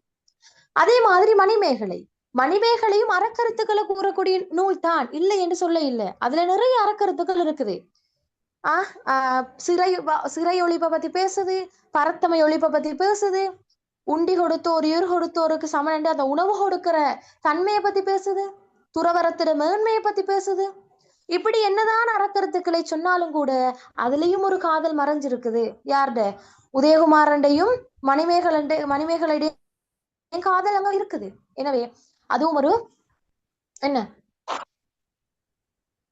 என்ன காதல் மரபாக இருக்குது என்றதாக உங்களுக்கு சொல்லலாம். எனவேதான் சங்கமரபி காலத்தில் தோற்றம் பெற்ற இந்த நூல்கள்ல இருந்து அகத்திணை மரபை உங்களுக்கு இடங்காணலாம் என்பதாக நீங்க உங்களோட விடையை முடிக்கணும். சரியான உதாரணங்களை கொடுத்தோம். இது விளங்கினதா? அப்ப ஓகே. அப்ப இந்த கேள்விக்கு நீங்க விடையளிக்கிறதா இருந்தால் சிலப்பதிகாரம், மணிமேகலை, திருக்குறள், நாலடியார், அதே மாதிரி சங்கமருவி காலத்தில் தோன்றின 6 அகநூல்கள், இதை வச்சுதான் அந்த விடைக்கு நீங்க அந்த வினாக்கான விடையை அமைக்கணும். சரியோ?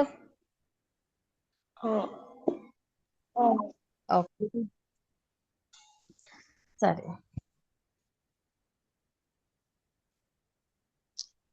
இது விளங்கினதான் பாருங்க. இந்த கேள்வி என்ன சரி டவுட் இருந்தா கேட்கலாம்.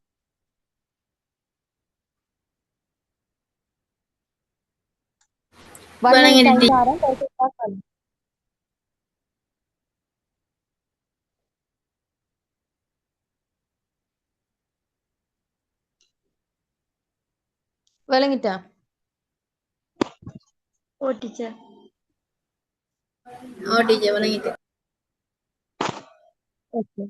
அப்ப நாம அடுத்த கேள்விக்கு போவோமா?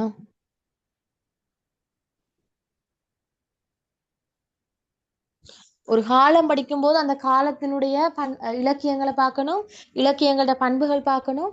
அதே மாதிரி அந்த காலத்தை அதற்கு முன்னுள்ள காலத்தோட வச்சு என்ன ஒற்றுமை வேற்றுமைகள் பார்க்கணும். இப்படித்தான் ஒரு காலம் படிக்கிறது. சரியோ?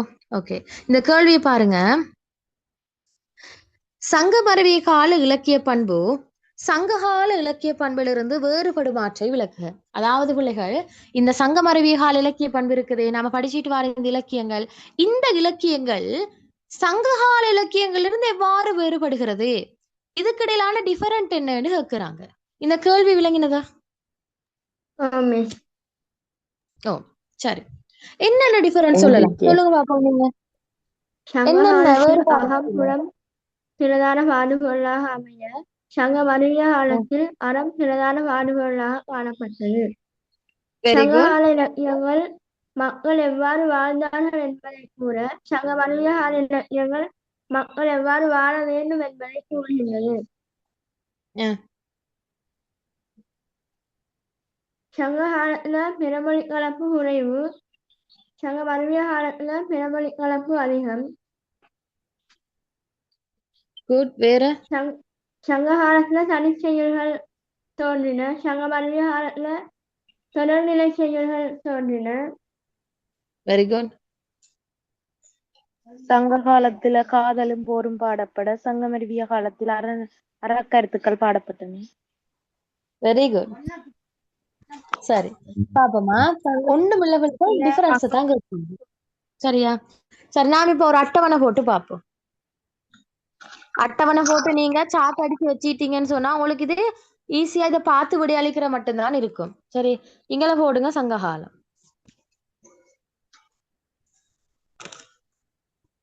இங்கள போடுங்க சங்கமருவிய காலம். சரி, உங்களுக்கு தெரியும் பிள்ளைகள், சங்க காலத்தில் காணப்பட்ட இலக்கியங்களோட பிரதான பாடுபொருளே அகமும் புறமும் தான், அப்படித்தானே?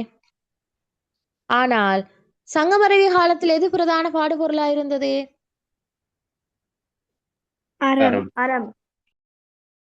அப்ப நீங்க சொல்லணும், சங்ககால இலக்கியங்களை பொறுத்தவரையில் அவ்விலக்கியங்களின் பிரதான பாடுபொருளா இருந்தது அகத்தினையும் புறத்தினையுமாக காணப்பட்டது. ஆனால் சங்கமருவிய காலத்தை பொறுத்தவரையில் அக்கால இலக்கியங்களுடைய பிரதான பாடுபொருள் அறநெறி கருத்துக்களாகவே இருந்தது. அங்கு காதலையும் போரையும் பேசிய சந்தர்ப்பத்தில் இங்கு அறத்தையும் நீதியையும் பேசக்கூடிய இலக்கியங்களாக காணப்பட்டன என்றதாக சொல்லணும். சரியா? இது முதலாவது வேறுபாடு. சரி, இன்னும் இரண்டாவது வேறுபாடுகளை சொல்லலாம். இரண்டாவது வேறுபாடு சொல்லலாம். அதாவது பிள்ளைகள், சங்ககால இலக்கியங்கள் எப்படி என்றால் ஒரு மனிதன் எப்படி வாழ்ந்தான் என்பதாகத்தான் சொல்லுது. உதாரணமா நான் படிக்கிறவனா முல்லைன்ல காதல படிக்கிறேன். தலைவன் இப்படி தொழிலுக்கு போனான், தலைவி இப்படி காத்திருப்பலோடு இருந்தான், இப்படின்னு சொல்லி அவங்களுடைய அவங்க எப்படி வாழ்ந்தாங்கன்றதான் சங்ககால இலக்கியங்கள் சொல்லுது. ஆனால் சங்கமருவிய காலம் ஒரு மனிதன் எப்படி வாழ வேண்டும் என்றதாக சொல்லுது. உதாரணம் பாருங்க, திருக்குறள் என்றதுல இப்பயும் கூட ஒரு மனிதன் எவ்வாறு வாழ வேண்டும் என்றதுக்கு எடுத்துக்காட்டுறானா இல்லையா? என்ன இன்றைக்கும் கூட பிரயோசனப்படுது. ஒரு நாடாளக்கூடிய அரசனா இருந்தால் அவன் அறிவுள்ளவனா இருக்க வேண்டும் என்றது அவங்க சொல்லிட்டாங்க. இப்பயும் அது எக்ஸிக்யூட் பண்ணப்பட்டு கொண்டுதான் இருக்குது, பயன்பட்டு கொண்டுதான் இருக்குது. என்ன பாருங்க, எனவேதான் உங்களுக்கு சொல்லலாம், சங்ககால இலக்கியமானது ஒரு மனிதன் எப்படி வாழ்ந்தான் என்பதை கூறுகின்ற சந்தர்ப்பத்தில் சங்கமருவிய கால இலக்கியங்கள் ஒரு மனிதன் எவ்வாறு வாழ வேண்டும் என்றது அவன் வாழ்க்கைய செம்மைப்படுத்தக்கூடிய சீரிய நட்கருத்துக்களை கூறக்கூடிய இலக்கியமாக காணப்படுது. அப்ப சங்க காலத்துல என்ன, ஒரு மனிதன் எப்படி வாழ்ந்தான் என்றதை சொல்லுது. ஆனா சங்கமருவிய காலத்துல ஒரு மனிதன் எப்படி வாழ வேண்டும் என்பதாக சொல்லுதுன்னு. உதாரணமாக, நீ இப்படி செய்யணும், நீ இதை செய்யாத, இதை செஞ்சா பாவம், இது செஞ்சா நன்மை, இதிலிருந்து விலகுண்டு ஒரு மனிதன் எப்படி வாழ வேண்டும் என்பதற்கான கருத்துக்கள் இது தருது. எனவே இது இரண்டாவது வேறுபாடு உங்களுக்கு சொல்லலாம். இது விளங்கினதோ?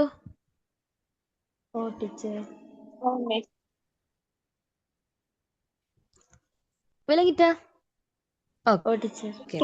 மூணாவது வேறுபாடா சொல்லலாம் பிள்ளைகள், சங்க காலத்தை பொறுத்தவரையில காதலுக்கும் போருக்கும் தான் இவங்க கூடுதலான முக்கியத்துவம் கொடுத்ததே ஒழிய சமயத்துக்கு இவங்க கூடுதலான முக்கியத்துவம் கொடுக்க இல்லை.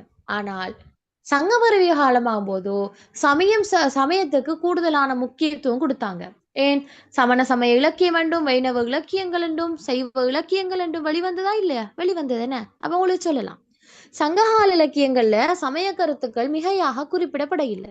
ஒரு சில இடங்கள்ல தான் சமய கருத்துக்கள் சொல்லப்பட்டு இருந்தது, சின்ன சின்ன இடங்கள்ல. ஆனால் சங்கமருவிய காலத்தோடு ஒப்பிடும் பொழுதோ சங்கமருவிய காலத்துல கூடுதலான சமய கருத்துக்கள் அங்கு காணப்பட்டதுன்னு.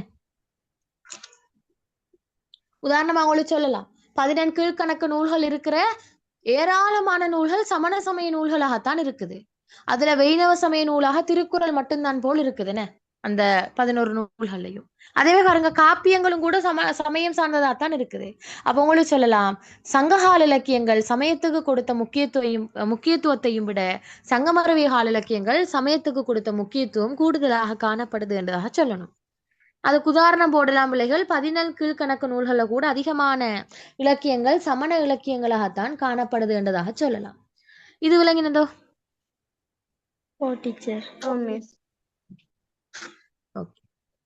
நாலாவது சொல்லலாம் பிள்ளைகள், சங்க காலத்துல மிக பிரதானமாக பின்பற்றப்பட்ட விடயங்கள் சங்கமருவிய காலத்தில் கண்டனம் செய்யப்பட்டதாக சொல்லலாம். சங்கமருவிய காலத்துல நல்லா போற்றப்பட்டு பிரசித்தி பெற்றதாக பிரதானமாக பின்பற்றப்பட்ட விடயங்கள் இங்க என்ன செஞ்சது? சங்கமருவிய காலத்துல எதிர்க்கப்பட்டது. இங்க போற்றப்பட்டது, இங்க எதிர்க்கப்பட்டது. என்ன சொல்லலாம்? எப்படி என்னென்ன விஷயங்கள் எதிர்க்கப்பட்டது?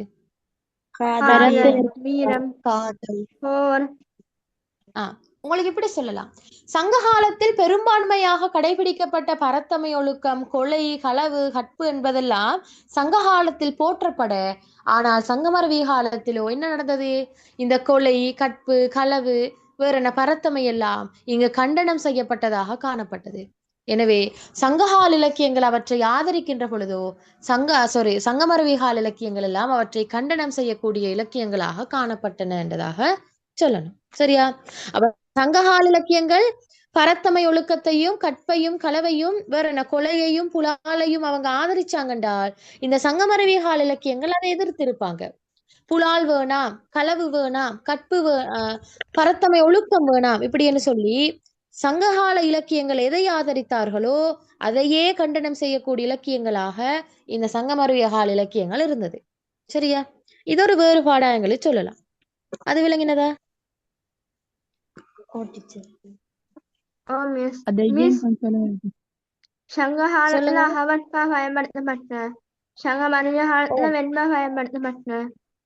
Very good. அதை ரிட்டர்ன் சொல்லுங்கன்னு சொல்லிருங்க. புலகள் நல்லா அவதானிங்க. சங்ககால இலக்கியங்களை பொறுத்தவரையில இங்கு பரத்தமை, ஒழுக்கத்தை, கலவை, கப்ப, கொலைய, புலால இதெல்லாத்தையுமே அந்த இலக்கியங்கள் அதிகமாக பேசினாங்க. அதுக்கு முதன்மையான இடம் கொடுத்து அதை போற்றி அதை பேசியிருந்தாங்க அந்த நூல்கள்ல. ஆனால் சங்ககால இலக்கியங்கள்ல எதை முதநிலைப்படுத்தி பேசினாங்களோ, எதை கொண்டாடினாங்களோ அவற்றையே சங்கமருவிய கால இலக்கியங்கள் வெறுத்தாங்க. சங்கமருவிய கால இலக்கியங்க நூல்கள்ல வெறுக்கப்பட்டது. சங்ககால இலக்கியங்களை சொல்லுது பிள்ளைகள் களவு, கற்பு, கொலை, புலால் இதெல்லாத்தையுமே அவங்க ஆதரித்தாங்க. ஆனா சங்கமருவிய காலத்துல என்ன சொல்லுது? கொலை வேண்டாம் உண்ட வாழ்க்கையில, களவு வேண்டாம், புலால் வேண்டாம், பரத்தமை வேண்டாம்னு சொல்றாங்க. எனவே அப்ப உங்களுக்கு பிரதான வேறுபாடா சொல்லலாம், சங்ககால இலக்கியங்கள் மிக பிரதானமாக போற்றப்பட்ட விடயங்களை சங்கமருவிய கால இலக்கியங்கள் கண்டனம் செய்யக்கூடியதாக இருந்தன என்றதாக சொல்லணும். சரியா? ஓகே. அடுத்தது இன்னொன்று சொல்லலாம் பிள்ளைகள். சங்ககால இலக்கியங்களில் பெரும்பான்மையாக அகவட்பா, வஞ்சிப்பா யாப்புக்கள் பின்பற்றப்பட்டிருக்கின்ற பொழுதோ சங்ககால இலக்கியங்கள் அகவட்பா, வஞ்சிப்பா. ஆனா சங்கமருவிய கால இலக்கியங்கள்ல வெண்பா தான் அதிகம் பயன்படுத்தப்பட்டது. அப்ப சங்க காலத்துல அகவட்பா கூடுதலா இருந்தது, சங்கமருவிய காலத்துல வெண்பா கூடுதலா இருந்தது. சரியா? சங்க காலத்துல அகவட்பா மட்டும் இல்ல, அகவட்பாவோட வஞ்சிப்பா, களிப்பா, பரிப்பா எல்லாம் இருந்தது. ஆனா சங்கமருவி காலத்துல வெண்பா போன்ற யாப்புக்கள் தான் பயன்படுத்தப்பட்டது. சரியா? இது ஒரு வேறுபாடா சொல்லலாம். விளங்கினதா அது? ஓகே. இன்னொரு வேறுபாடு சொல்லலாம் பிள்ளைகள். சங்ககால இலக்கியங்கள் எல்லாம் வடமொழி கலப்பில்லாத தூய தமிழ் சொற்களாத்தான் இருந்தது. அதுல ஒரு இடத்துல கூட எங்களுக்கு வடமொழிய பார்க்கலாம். ஆனால் சங்கமருவிய கால இலக்கியங்கள் வடமொழி கலந்த தமிழாக இருந்தது. சரியா? அது ஒரு வேறுபாடா உங்களுக்கு சொல்லலாம். இன்னொன்று சொல்ல போனா பிள்ளைகள், இந்த சங்ககால இலக்கியங்கள் எல்லாம் தனிநிலை செய்யுள்களாகத்தான் இருந்தது. ஆனால் சங்கமருவிய கால இலக்கியங்கள் எல்லாம் தொடர்நிலை செய்யுள்களா இருந்தனன்றதை நீங்க குறிப்பிடணும். கிளியரா அது? ஓகே. எனவேதான் சங்ககால இலக்கியங்களிலிருந்து சங்கமருவிய கால இலக்கியங்கள் எவ்வாறு வேறுபடுகின்றதுன்னு கேட்டால் உங்களுக்கு இந்த பாயிண்ட்ஸ் உங்களுக்கு விளக்கி கொடுக்கலாம். சரியா?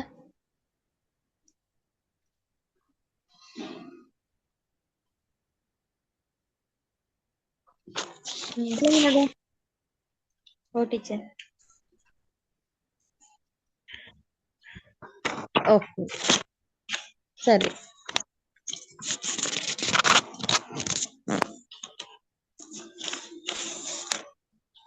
சரி, இப்ப நாம இந்த வேறுபாடுதான் பார்த்தோம். இப்ப நாம என்ன பார்த்தோம்? வேறுபாடுகள் தான் பார்த்தோம். சங்க காலத்துக்கும் சங்க மருவிய காலத்திலும் இருக்கிற வேறுபாடுகள். இதுவே பிள்ளைகள் உங்ககிட்ட கேட்கலாம், சங்க காலத்திலிருந்து என்னென்ன பண்புகள் சங்க மருவிய காலத்திலும் அவ்வாறே பின்பற்றப்பட்டதுன்னு கேட்கலாம். அல்லது இப்படி கேட்கலாம், என்ன சங்ககால இலக்கிய மரபு சங்கமருவிய கால இலக்கியத்தில் தொடர்பு படுமாற்றினை விளக்குக என்று கேட்கலாம். அதோட அர்த்தம் என்னென்றால் சங்க காலத்தில் இருந்த என்னென்ன இலக்கிய பண்புகள் சங்கமருவிய காலத்திலையும் இருந்தது என்று கேட்கிறாங்க. அப்ப ரெண்டுக்கும் இடையிலான ஒற்றுமையை கேட்கிறாங்க. இப்ப இவ்வளவு நேரம் நாம படிச்சது வேற்றுமைகள். என்னென்ன ஒற்றுமைகள் இருக்கு சொல்லுங்க பாப்போம்.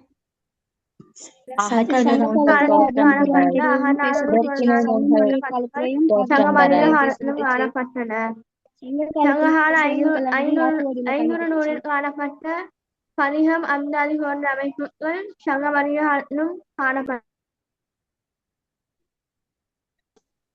முதலாவது சொல்லணும் பிள்ளைகள், சங்க காலத்தில் பிரதானமாக பாடப்பட்ட காதல் அகத்திணை மரபானது சங்கமருவிய காலத்திலும் அவ்வாறே பின்பற்றப்பட்டது. என்ன உதாரணமா என்ன சொல்லலாம்? அந்த நூல்கள் உங்களுக்கு கொடுக்கலாமா இல்லையா? திணைமொழி 50, திணைமாலை 150, கார் 40, கைநிலை என்ற நூல்கள்ல அகத்திணை மரபு இருப்பது இதற்கு தக்க சான்றாகும் என்றதை அவங்களுக்கு கொடுக்கலாம். என்ன அப்ப சங்க காலத்தில் பாடப்பட்ட அகத்திணை மரபு சங்கமருவிய காலத்திலையும் அந்த 6 நூல்களையும் இருக்குது என்றதாக கொடுக்கலாம். சரியா? அப்ப அகத்திணை மரபு வச்சு அவங்களும் சொல்லிட்டு போகலாம். வேற என்ன இருந்தது பிள்ளைகள்? சங்க காலத்தில் இருந்ததோ சங்கமருவிய காலத்திலேயும் அவ்வாறே இருந்ததுக்கான ஆதாரங்கள் வேற என்ன விஷயம்? புறத்திணையில வெரி குட். களவு பாருங்க, புறத்திணை சங்க காலத்திலயும் இருந்தது, இப்ப சங்கமருவிய காலத்திலயும் இருக்குது. அப்ப உங்களுக்கு எப்படி சொல்லலாம்?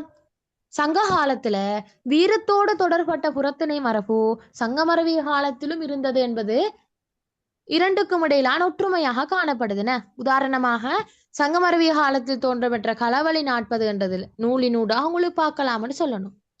களவழி 40 என்ன என்ன எந்த விஷயம் பத்தி சொல்லியிருக்குது பிள்ளைகள்? எந்தெந்த மன்னனுக்கு இடையிலான போற சொல்லுது களவழி 40? சேர மன்னனும் சோழ மன்னனும். சேர மன்னன் பேர் என்ன?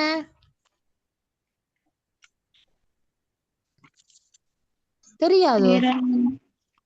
கணைக்காலிரும் பொருள். சோழன் கோச்செங்கணான். கோச்செங்கனான். சேர கணைகால் இரும்புரைக்கும் கோச்செங்கனானுக்கும் இடையில் ஏற்பட்ட சேரனுக்கும் சோழனுக்கும் இடையில் ஏற்பட்ட போரை பத்தி குறிப்பிடக்கூடிய நூல் தான் களவழி 40. சரியோ? அந்த களவழி 40 ஒரு புறத்திணை சார்ந்த ஒரு நூலாக காணப்படுது. அப்ப நீங்க சொல்லணும், சங்க காலத்தில் வீரத்தோடு பேசப்பட்ட அந்த புறத்திணை மரபு சங்கமருவிய காலத்திலும் வெளிப்பட்டது என்பது குறிப்பிடத்தக்க விடயமாகும் என்பதாக சொல்லணும். வேற என்ன தொடர்பு இருக்குது பிள்ளைகள்?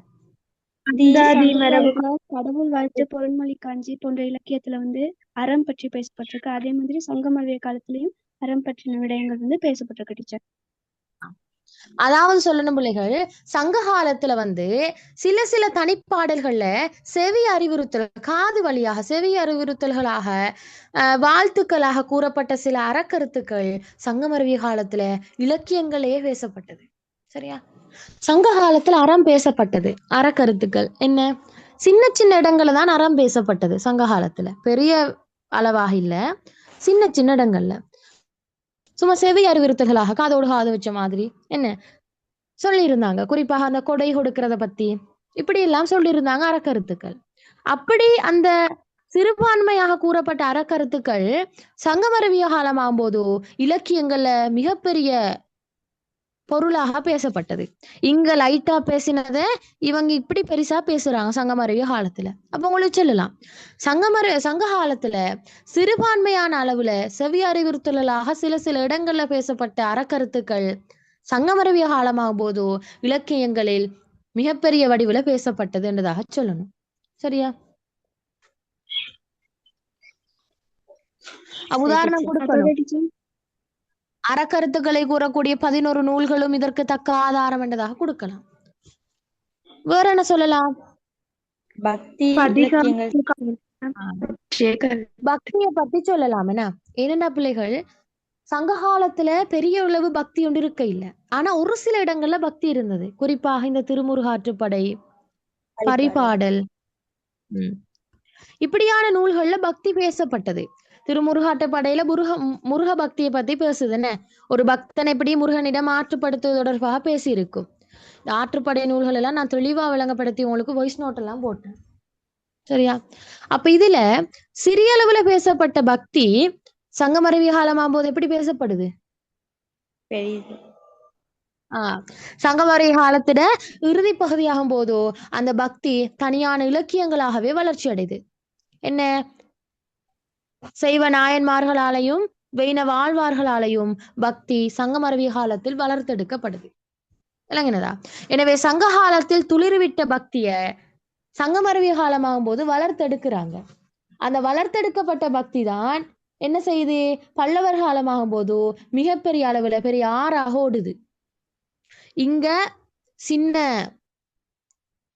வடிவுல வந்த பக்தி பல்லவர் காலமாகும் போது மாபெரும் வடிவமாக மாறுது.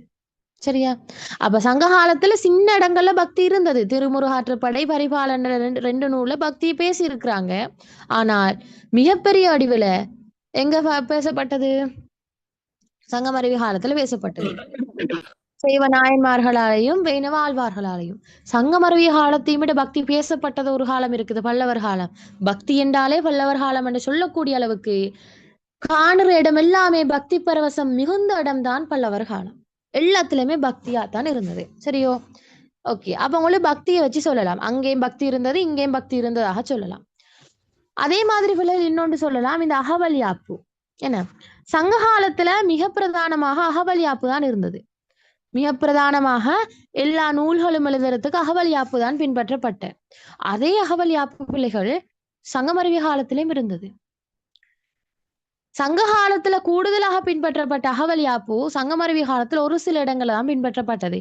என்ன காரணம் என்றால், சங்கமருவி காலத்துல நிறைய இடங்கள்ல பின்பற்றப்பட்டது வெண்பாயாப்பாக இருக்குது. சரியா? வெண்பாயாப்பா தான் இருக்குது. ஆனாலும் ஒரு சில இடங்கள் இவங்க அகவட்பாயாப்ப பயன்படுத்தினாங்க. சரியா? ஒரே அடியாக அதை அகவட்பாயாப்ப கைவிட இல்லை. அகவட்பாயாப்ப என்ன செய்ய இல்ல, ஒரே அடியாக கைவிட இல்லை.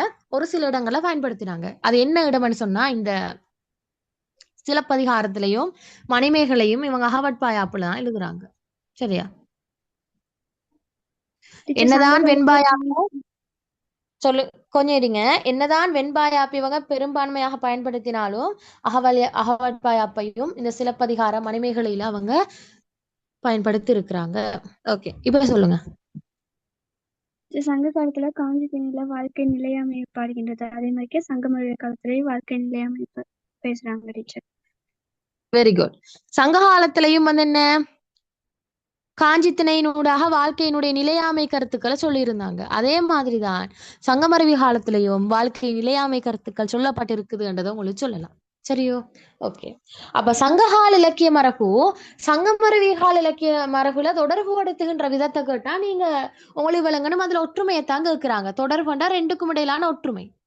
அதெல்லாம் உங்ககிட்ட வேறுபாட்டை கேட்டுண்டார். சங்ககால இலக்கிய மரபில் இருந்து சங்கமருவி கால இலக்கிய மரபு எவ்வாறு வேறுபடுகின்றதுன்னு கேட்டா நீங்க வேறுபாடு டிஃபரன்ஸை கொடுக்கணும். ஆனால் சங்ககால இலக்கிய மரபு எவ்வாறு சங்கமருவி கால இலக்கியத்தில் தொடர்பு படுகிறதுன்னு கேட்டால் ரெண்டுக்கும் இடையிலான ஒற்றுமையைத்தான் நீங்க கொடுக்கணும். அப்ப கேள்வியில் எது கேட்க வருதுன்றத கட்டாயம் புரிஞ்சு கொண்டிருந்தா உங்களுக்கு விட ஈஸியா வரும். இது விளங்கினதானு பாருங்க.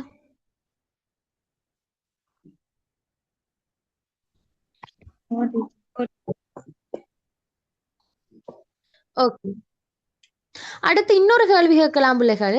இந்த சங்கமருவி காலம் காவிய காலமாகும் அல்லது காப்பியத்தினுடைய தொடக்க காலம் காவிய காலமாகும் கேட்டு வரையில் அது சோழர் காலத்துக்கு.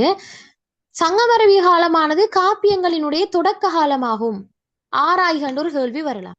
அதுக்கு என்ன சொல்ல போறீங்க? எப்படி விட எழுதலாம்? சிலப்பதிகார மணிமேகலை முதல் காப்பியமாக தோன்றியது. டீச்சர் கேள்வி என்ன இப்படி ஒரு கேள்வி வரலாம் பாருங்க. சங்கமருவி காலம் காவியங்களின் தொடக்க காலமாக அமையுமாற்றை ஆராய்கன்ற ஒரு கேள்வி வரலாம். எப்படி சொல்ல போறீங்க?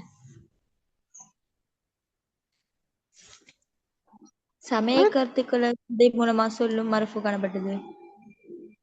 ஓகே, சமய கருத்துக்களினூடாக இங்கள காவியங்கள் எடுத்து கூறப்பட்டது. ஓகே, வேற முதல் காப்பியமான சிலப்பதிகாரம் தோன்றிய காலம். கதை கருத்து தோன்றியது. சொல்லுங்க. கதை கருத்து ஒன்றை மையமாக கொண்டு பல சமூகங்களை இணைத்து இக்காலை. அதாவது நீங்க எப்படி விடைய தொடங்கணுமெண்டா பிள்ளைகள், தமிழ் மொழியில முதல்ல தோன்றிய காப்பியங்கள் சிலப்பதிகாரமும் மணிமேகலையும். இந்த ரெண்டு காப்பியமுமே சங்கமருவி காலத்தில் தோற்றம் பெற்றதால என்ன பாருங்க, தமிழ்ல தோன்றிய 50 காப்பியங்கள்ல 5 காப்பியங்கள் இருக்குது. என்னென்ன? சிலப்பதிகாரம், மணிமேகலை, குண்டலகேசி, வளையாபதி, சீவக சிந்தாமணி. இந்த 5 காப்பியங்களும் 50 காப்பியங்களாக நாங்க சொன்னாலும் அது முதல் 2 காப்பியங்கள் சிலப்பதிகாரம், மணிமேகலை. எனவே 50 காப்பியங்களில் முதல் 2 காப்பியங்களுமான சிலப்பதிகாரமும் மணிமேகலையும் இச்சங்கமருவி காலத்தில் தான் தோற்றம் பெற்றது என்பதால காப்பியத்தினுடைய தொடக்க காலமாக எங்களுக்கு சங்கமருவிய காலத்தை குறிப்பிடலாம் என்றதை நீங்க முதல்ல சொல்லிடணும். இல்லைங்கனதா? ஏன்னா காப்பியத்தை இவங்க தானே தொடங்கி வச்சாங்க. சங்கமருவி காலத்துல முதல்ல காப்பியங்கள் வந்தது. எனவே நீங்க இதை என்ன செய்யணும்? இதை தொடக்கி வைக்கணும். அது போற எப்படி சொல்லலாம்?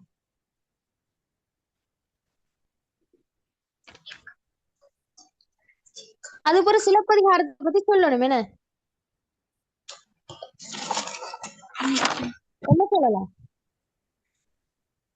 காப்பியத்தினுடைய தொடக்க காலம் சொல்லிட்டு வடிகள் சமண பௌத்த சமய வகையில படிச்சிருக்கா டீச்சர். Very good. அப்படி இளங்கோவடிகள் சொல்லணும். சமண துறவியான இளங்கோவடிகள் சிலப்பதிகாரத்தை ஒரு சமண சமய அறக்கருத்துக்களை கூறக்கூடிய ஒரு காவியமாகத்தான் படைத்திருக்கிறார். என்ன அதுல என்னென்ன அறக்கருத்துக்கள் இருக்குது? அரசியல் பிழைத்தோருக்கு அறம் கூற்றாகும். பாருங்க இங்க இருக்குது பாருங்க. உரைசால் பத்தினியை உயர்ந்தோர் ஏத்துவர், ஊழ்வினை வந்து உறுத்தும். இந்த 3 கருத்துக்களை இந்த காப்பியத்தினூடாக சொல்லி இருக்குது. அப்ப நீங்க சொல்லணும், சமண சமய துறவியான இளங்கோவடிகள் சமண சமயத்தில் காணப்படுகின்ற அறக்கருத்துக்களை சிலப்பதிகார காவியத்தினூடாக குறிப்பிடுகிறார். சரியா? அந்த விஷயத்த கூறணும். எனவே அந்த சமய கருத்துக்களின் ஊடாக ஒரு இலக்கிய சமய கருத்துக்களை கூறுகின்ற ஒரு காவியமாகத்தான் இந்த சிலப்பதிகாரம் காணப்படுகிறது என்றதாக கட்டாயம் சொல்லணும். சரியோ? அதுக்கப்புறம் நீங்க சொல்லணும், இந்த சிலப்பதிகாரத்தை தொடர்ந்து இயற்றப்பட்ட மணிமேகலையும் ஐம்பெருங்காப்பியங்கள் ஒரு காப்பியமா இருக்குது. இதுவும் என்ன சங்கமருவி காலத்தை சேர்ந்த ஒரு இலக்கியமா தான் இருக்குதுன்னு. மணிமேகலை பத்தி என்ன சொல்லலாம்?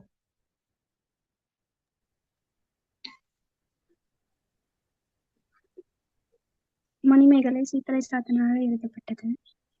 இது ஒரு பௌத்த சமய பிரச்சார நூலா இருக்குது. சமய கருத்துக்களை பரப்பக்கூடியதா இருக்குது.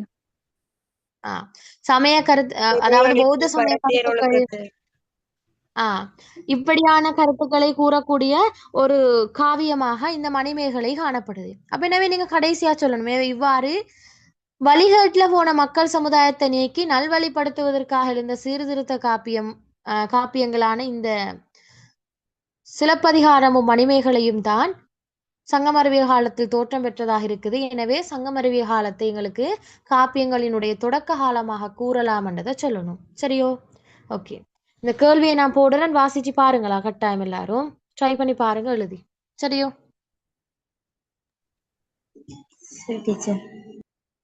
ஓகே.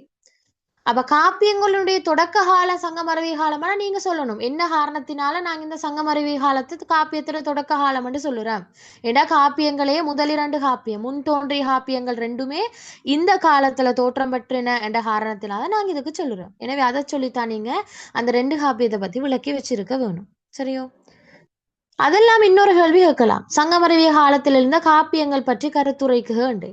அப்ப காப்பியங்கள் பத்தி கருத்துரைக்க சொன்னா சிலப்பதிகாரத்தை பத்தியும் மணிமேகலை பத்தியும் கதைச்சிருக்கணும். சிலப்பதிகாரம் என்ன, அதுல என்னென்ன கருத்துக்கள் சொல்லப்பட்டிருக்குது அப்படின்னு சொல்லணும். அதே மாதிரி மணிமேகலையும் பத்தி கதைச்சிருக்க வேணும். சரியா? இதுல சொன்ன அதே விஷயங்கள் தான் வரும் அதுலயும். விளங்கினதா? ஓகே.